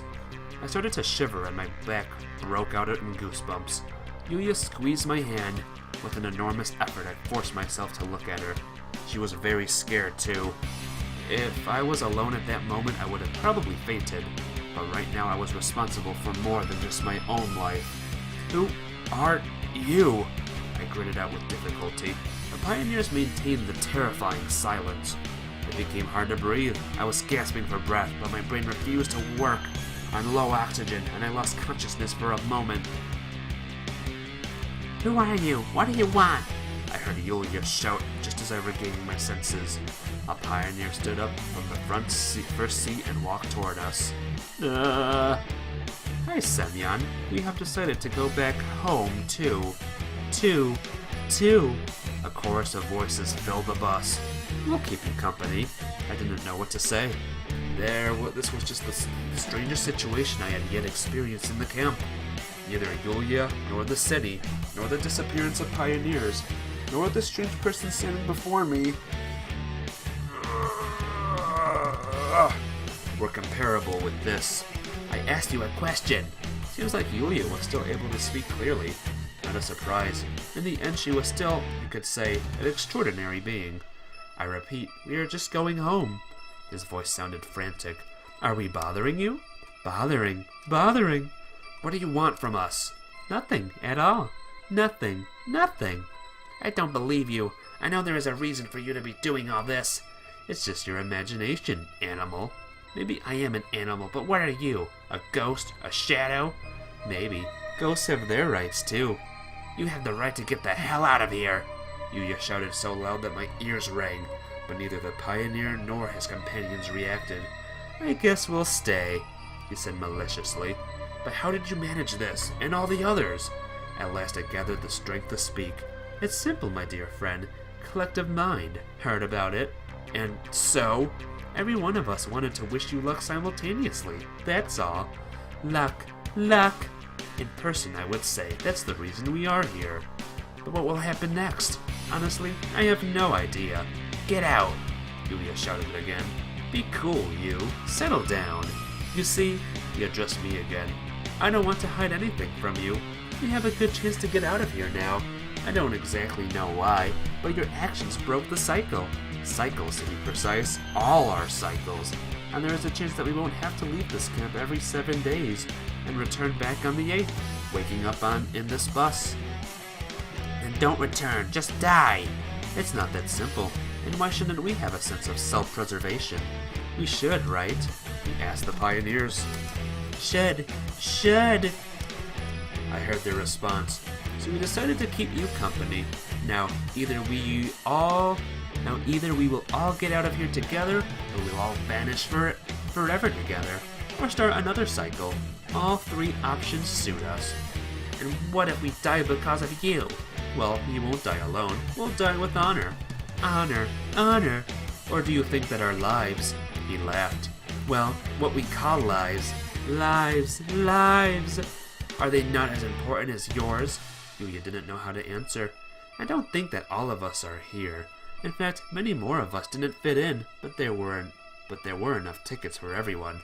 You, Yulia hissed. It's too late. I suggest you calm down and enjoy the flight. Stewardess will offer you food and drinks in a couple of minutes. He grinned and went back to his place. Yulia jumped up, but I stopped her. Let me go. I'll take him down. No need. What can you do to him? What good will it do? She looked at me in surprise, but sat down. So what? Are you suggesting we don't do anything and just wait? What can we do? I don't know, but we shouldn't just be sitting. I have learned one thing for sure in this camp. Very little is up to me. Actually, nothing at all. Especially now. Especially here. I have not the slightest idea of what to do to drive them out of here. But even if I knew, I am not sure that nothing would change. Nothing would affect the final outcome. You might be right, Yuya said in a sad voice. We can only wait then. It won't take long. She put her head on my shoulders. What are we gonna do, guys? What are we gonna do? We had been going for such a long time it seemed like an eternity. The sun had set and night fell. Seconds lasted for hours, minutes, for years. The pioneers remained dead silent, and even that one, the arrogant one, didn't try to start a conversation. The silence was louder than any shouts. A quiet clap would be enough to make my eardrums explode. Me and Yulia stayed silent too. Everything had been said today. There were no words left. I felt totally empty. My head was as heavy as lead, and it seemed that I was already dead. But God and the devil had forgotten about me, so I would have to spend the rest of eternity alone with the silent mass of pioneers. Are they really my colleagues in misfortune? Did they really come to this camp too? Spent a week here and then leave? And then do it all over again? Maybe it would be the same for me, as the pioneer said. Anything is possible. Anything is possible now. I heard a quiet snoring from Yulia. She'd fallen asleep. All that stress must have been too much for her. Or maybe she used up all her energy shouting. In any case, it's better to face the end while sleeping. Now, I was absolutely certain that this was the end. It's stupid to cling to hope while standing on the edge of a cliff, surrounded by countless enemies. We want original Miku root, but it's not translated into English. Well, you better get ready yourself for something like that. About this Miku root, by the way, you said it was over 400 hours long. Is this true that you said? And even if there was the smallest chance of rescue, you wouldn't really think about it. Maybe it shouldn't be this way and somebody else would have more optimism in my place. I just had to take the last step. No, it's not. Someone said it was. Why though? These are not stairs but an escalator. It will get me to the finish in any case. I closed my eyes and my consciousness left me alone at once. I fell asleep. It's another mod. What do you mean? Explain. Please explain. I don't know whether it would last for an hour or for eternity. 7 days of summer plus 400 hours. See? He's saying it's plus 400 hours. You see that? He said it right there. Right there. Emptiness is not the best place for thoughts. When there is nothing, the essence of the normal world disappears. In the end, thoughts are part of it too, just an immortal one. It is difficult to imagine where existence ends. A person is not supposed to figure it out. Uh-oh. I regained consciousness in complete darkness. To be precise, I regained the ability to perceive myself as a person. There was nothing else, neither around nor inside me. It was like I ceased to exist, was erased from the universe. But I wasn't dead. No, it was totally different. As if I had moved from three-dimensional space to one-dimensional. The whole world compressed to the size of one dot. The dot was me, was everything. I was everything and at the same time was nothing. However, my consciousness and my memories, my soul, went into that tiny patch too. I wasn't afraid. Maybe because there was no need, or maybe because I still couldn't understand what was happening. What are you guys even doing in the chat right now? You goofy goobers. No such term there. That's why it was impossible to tell how long I had been in that emptiness. Finally, after an hour or a year, I started to hear a quiet voice. I couldn't make out the words, but I was the one it spoke to. Actually, there was no one else. Semyon! Semyon! Yes? I replied as if answering a phone. Nice to meet you. The voice sounded very close. We've known each other for a long time, though. Who are you? I am you. Didn't I die? Did I die? No, nothing like that. The voice sounded calm, as if speaking to an old friend. What's happening to me? You have reached the end of your path. What path? You have managed to leave the camp. Yes, I remember. Camp. Yes, I remember. The Savanyak Pioneer Camp. Suddenly I remembered the last 7 days. I remembered how I was leaving there together with Yulia. Where is Yulia? Yes, she's right here. I looked around, but there was only emptiness around. I don't see her. You shouldn't see. You should feel. I wasn't tense at all, as if I was recovering from anesthesia. I don't feel anything. You just have to remember. After those words, thousands of pictures, images, smells, thoughts reappeared in my mind. The camp. I was there for real. With Slavia, with Lena, with Alyssa, with Ilyana, with Masha, and then, but how? I clearly remember that I left it and came back to the real world. And then I met Slavia at a bus stop. No, I met Ilyana at the university. No, I met Alyssa at a concert. But I had lived with Lena for so many years. No, I had a completely different life with Masha. How is all that even possible? I remembered events of almost 5 lifespans in the smallest of details. But everything happened simultaneously, and I am sure that it was all real. How? Yes, all of it really happened to you. But how? You left the camp, not just once, then you lived your normal life, then you came back and left again.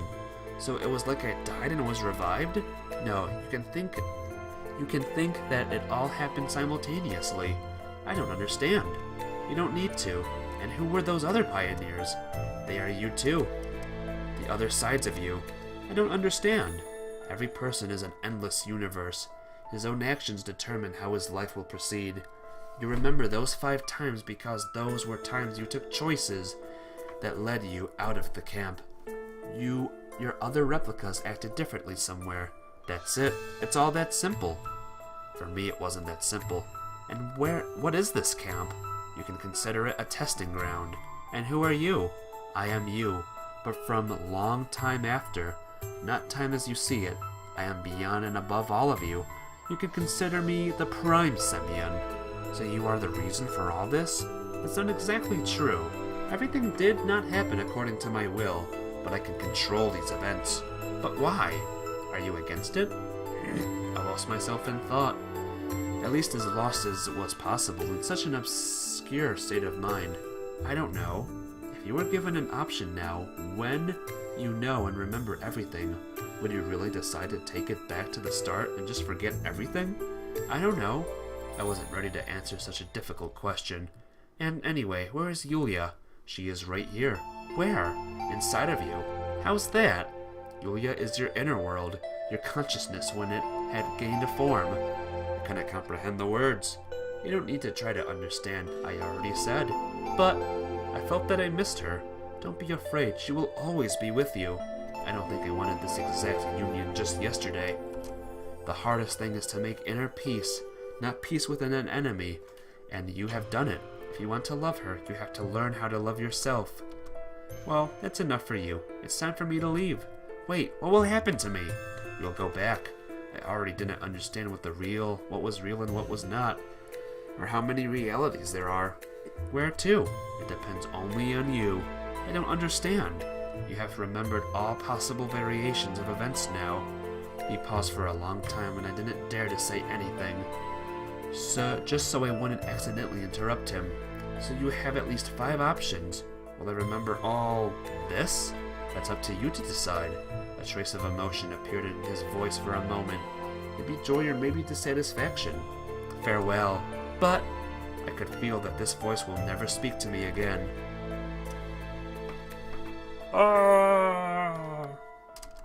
Time passed. I tried to decide what to do next. If everything is as he said, then I just have to wish. By that time I had completely calmed down, and you could even say cheered up a bit. I was totally sure that I had gone out of that enchanted camp. Moreover, a bright future awaited me. I didn't know it, but I remembered it. But what should I choose? I closed my eyes and clearly imagined Slavia smiling at me. She was always willing to help me.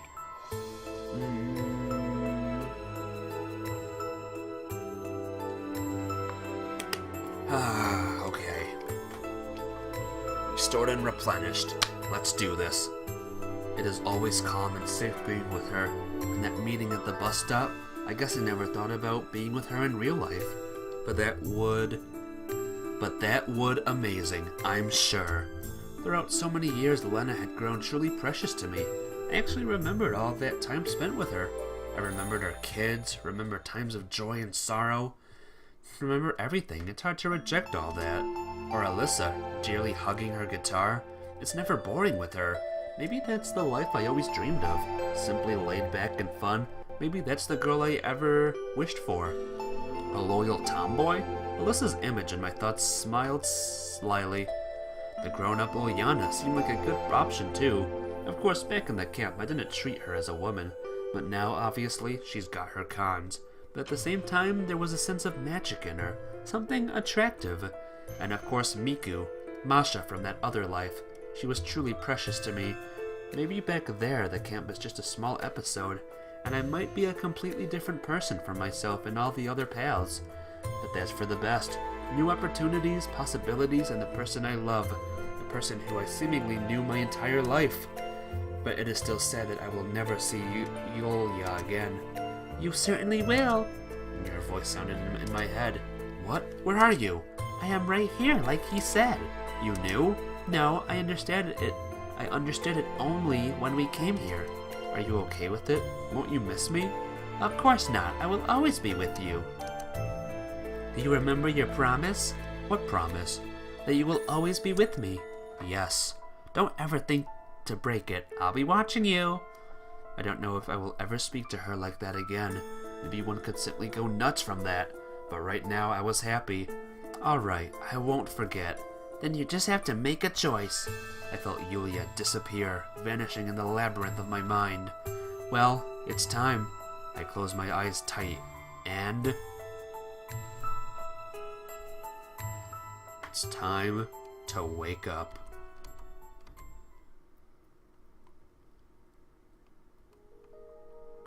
There's the music. Ah!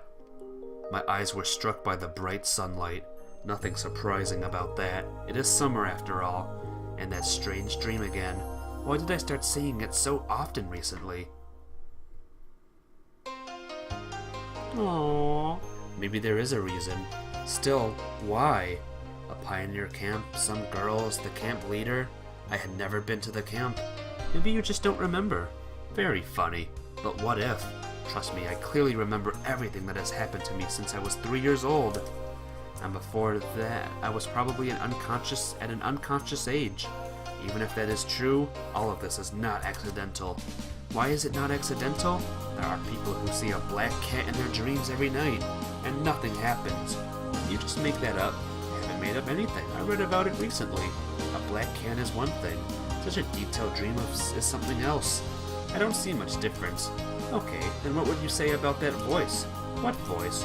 Don't play the fool. Wasn't planning to. Which told you to make a choice. Well, a voice, so what? Aw, did I do it? There was a reason. But I don't remember anything else. The dream ends there. Maybe you forget it when you wake up. Maybe, but what? That means you actually made a choice. I don't even remember the options. Were there any? There should have been. You don't even try to be serious about the important things, as always. Oh my god, it's so important. There's no point in talking to you. Recently, I started to notice that I have something like a split personality. An inner monologue is certainly a normal phenomenon for any person, but when it turns into a dialogue, well, it is still a long way from being a cynical case, because I talk to myself and not another personality inside my mind. Maybe with my own subconscious. However, that is not important. Oh. Choose Yulia. Choose Slavia. Choose Alyssa. Choose Lena. Choose Ulyana. Choose Masha. I think I know who I'm gonna choose. I think I know.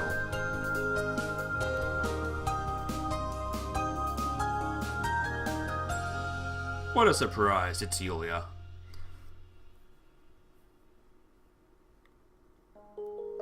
I turned over to the other side. The bright sun still shined into my eyes. Good morning. Good morning. Good morning, I replied. Choice? Did I even have a choice? Choose harem. Well, I just did already. Every story has its beginning and its end. Every story has its canvas, synopsis, contents, key moments, prologue, and epilogue. Yeah, no more cat, Selene, I'm sorry. And there is no book that rereading it would not reveal new details you hadn't noticed before. Every book has a last page, and after turning it over, we put the book on the shelf, just to open a new one tomorrow.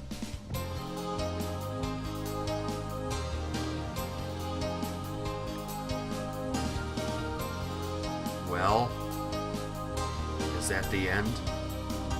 Have we reached the end of this long journey? Is it? A cat is fine too. Achievement unlocked. Question mark end. We did it! The game is complete, even though there's a Xenia route as well. Should I do the Xenia route, guys? Maybe just one more? How long is the Xenia route? If it's long, then I don't know. But we did it, guys. Everlasting Summer. Almost. I think I might need to do the Xenia route if it's a thing.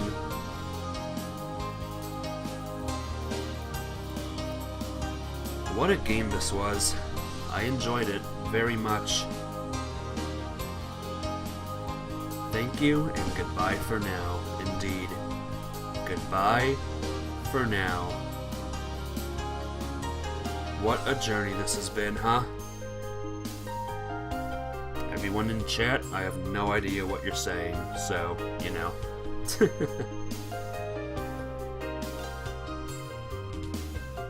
Alyssa? No. Oh, it's showing everyone. Slavia! Lena! Uliana! Masha! Armiku! Yulia! Ain't that sweet, guys?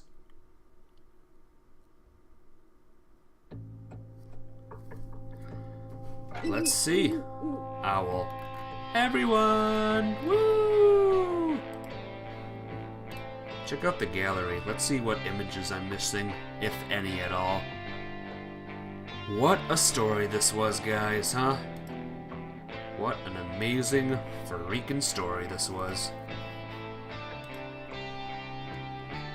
Alright, what images am I missing? I know there's some. Gotta get these creepy images out of here. Oh! There's a couple. There's a couple. Wait, do I have to get all the endings with, just everyone? Alright, guys, let's do some more. Let's get all the endings, all the images and stuff.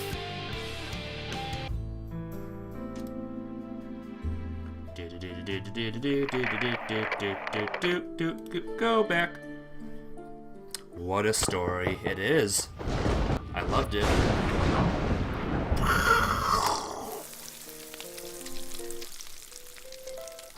I'm gonna miss reading this. You're out, Selene? Well, hang on a minute. I'm not done yet. Because tomorrow, I want to tell you what I'm doing tomorrow. Tomorrow, I was gonna do Pixelmon. But, something's happening tomorrow. A miracle is happening tomorrow. You guys remember that I was playing Walking Dead, right? Walking Dead season 4, episode whatever. Tomorrow is the release day of Walking Dead season 4, episode 3. So I will be playing that. And then the next day I'll do Xenia's Route. How about that? So get ready. Get ready for it. Uh-huh. Good morning, good morning, good morning. I replied, hi. So yeah, that'll be what I'm playing. I don't know what you said there, but I'm sure it was good and positive.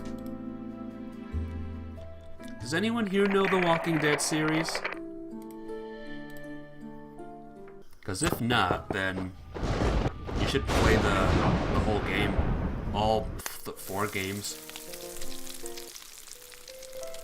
Anyway, Selene, thanks for stopping by. Hopefully I can see you tomorrow. Do do do do do do do do do do do ba do ba do a do ba do ba do do do do do do. Alyssa. TTG closed. I don't know what that means. Gotta tell me what you mean. I thought the stream froze for a second. I turned over to the other side. The bright sun shined in my eyes. Good morning. Good morning. It was Alyssa. Alyssa was the choice. Am I even doing this right? Back. Wait, can I go this way?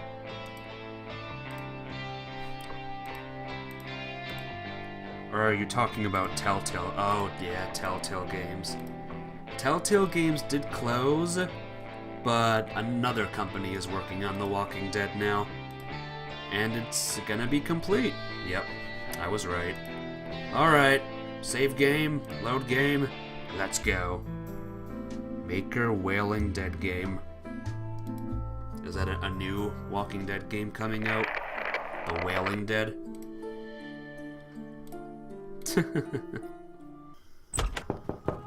Knock, knock, knock, knock, knock. Whew. So I hope you guys enjoyed. I enjoyed this game. I loved it. It's gonna be weird to get back to Pixelmon.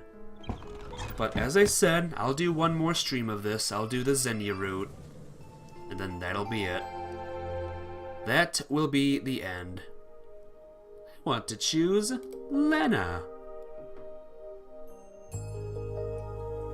Whoa, it's Lena! That's amazing! Alder, you're still here. Good morning, good morning. Alright, 2 more, and I think I get 1 more achievement. If I unlock all images and stuff, I get achievement. And I want to get it. My completionist, the completionist in me wants to get all the achievements. Ah, thunder! Thunder needs to stop. Look how fast everything is going. What if life was just this fast, huh?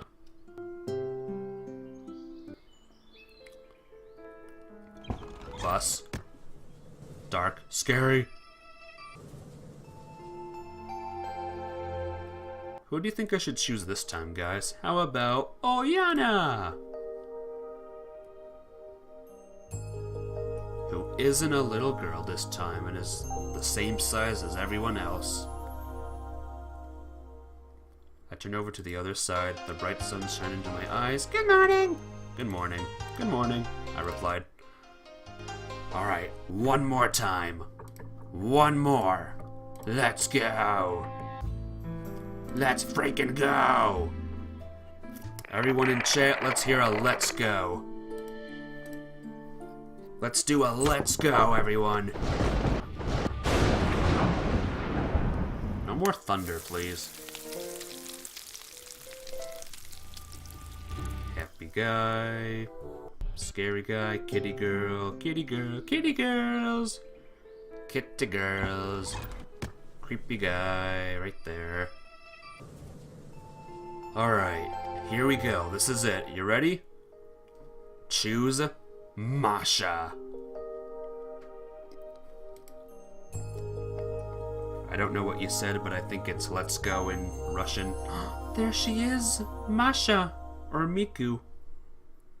I turn over to the other side. Good morning. Good morning. Final image? Final image, or am I still missing one? Oh, I got it. Collector! I collected all the images. Woo! Woohoo! How about all the music? All the music? Oh, I'm missing one. I'm missing one. I don't know where to get it, but... no. BG. Backgrounds. Do I have all the backgrounds, guys?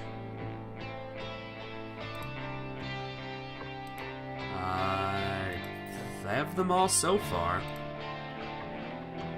Yep. Yep. Yep. Yes, I have all the backgrounds. Woohoo! Ah, I did it, guys.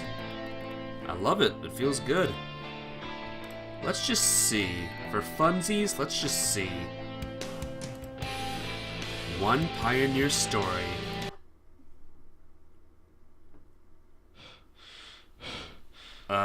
Breathing? Whoa, whoa, whoa, whoa, whoa, whoa, whoa. What's going on? Running. Oh my god. Oh my god. Stop! Get to it! Stop with the running and the breathing. The breathing's scaring me. I don't know what you're saying, so it doesn't. That's all I gotta say. It doesn't. Is this the Xenia route? Just me running? Pioneer story, puke. Are you saying it's not good? I might still do it, just to complete it, you know? We'll see.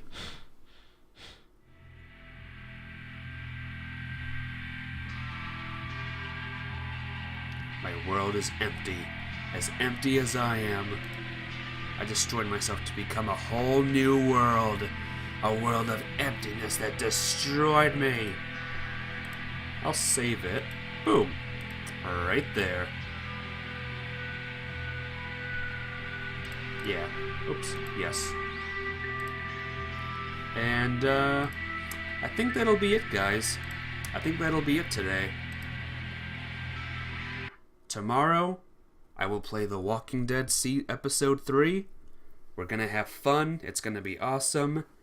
And I hope to see you all there. And the next day will be Xenia's route, and that'll be it. So, thank you all for coming. You all have been awesome. And I will hopefully see you all tonight as well. I'll be playing more Final Fantasy Maxima. So get ready for that.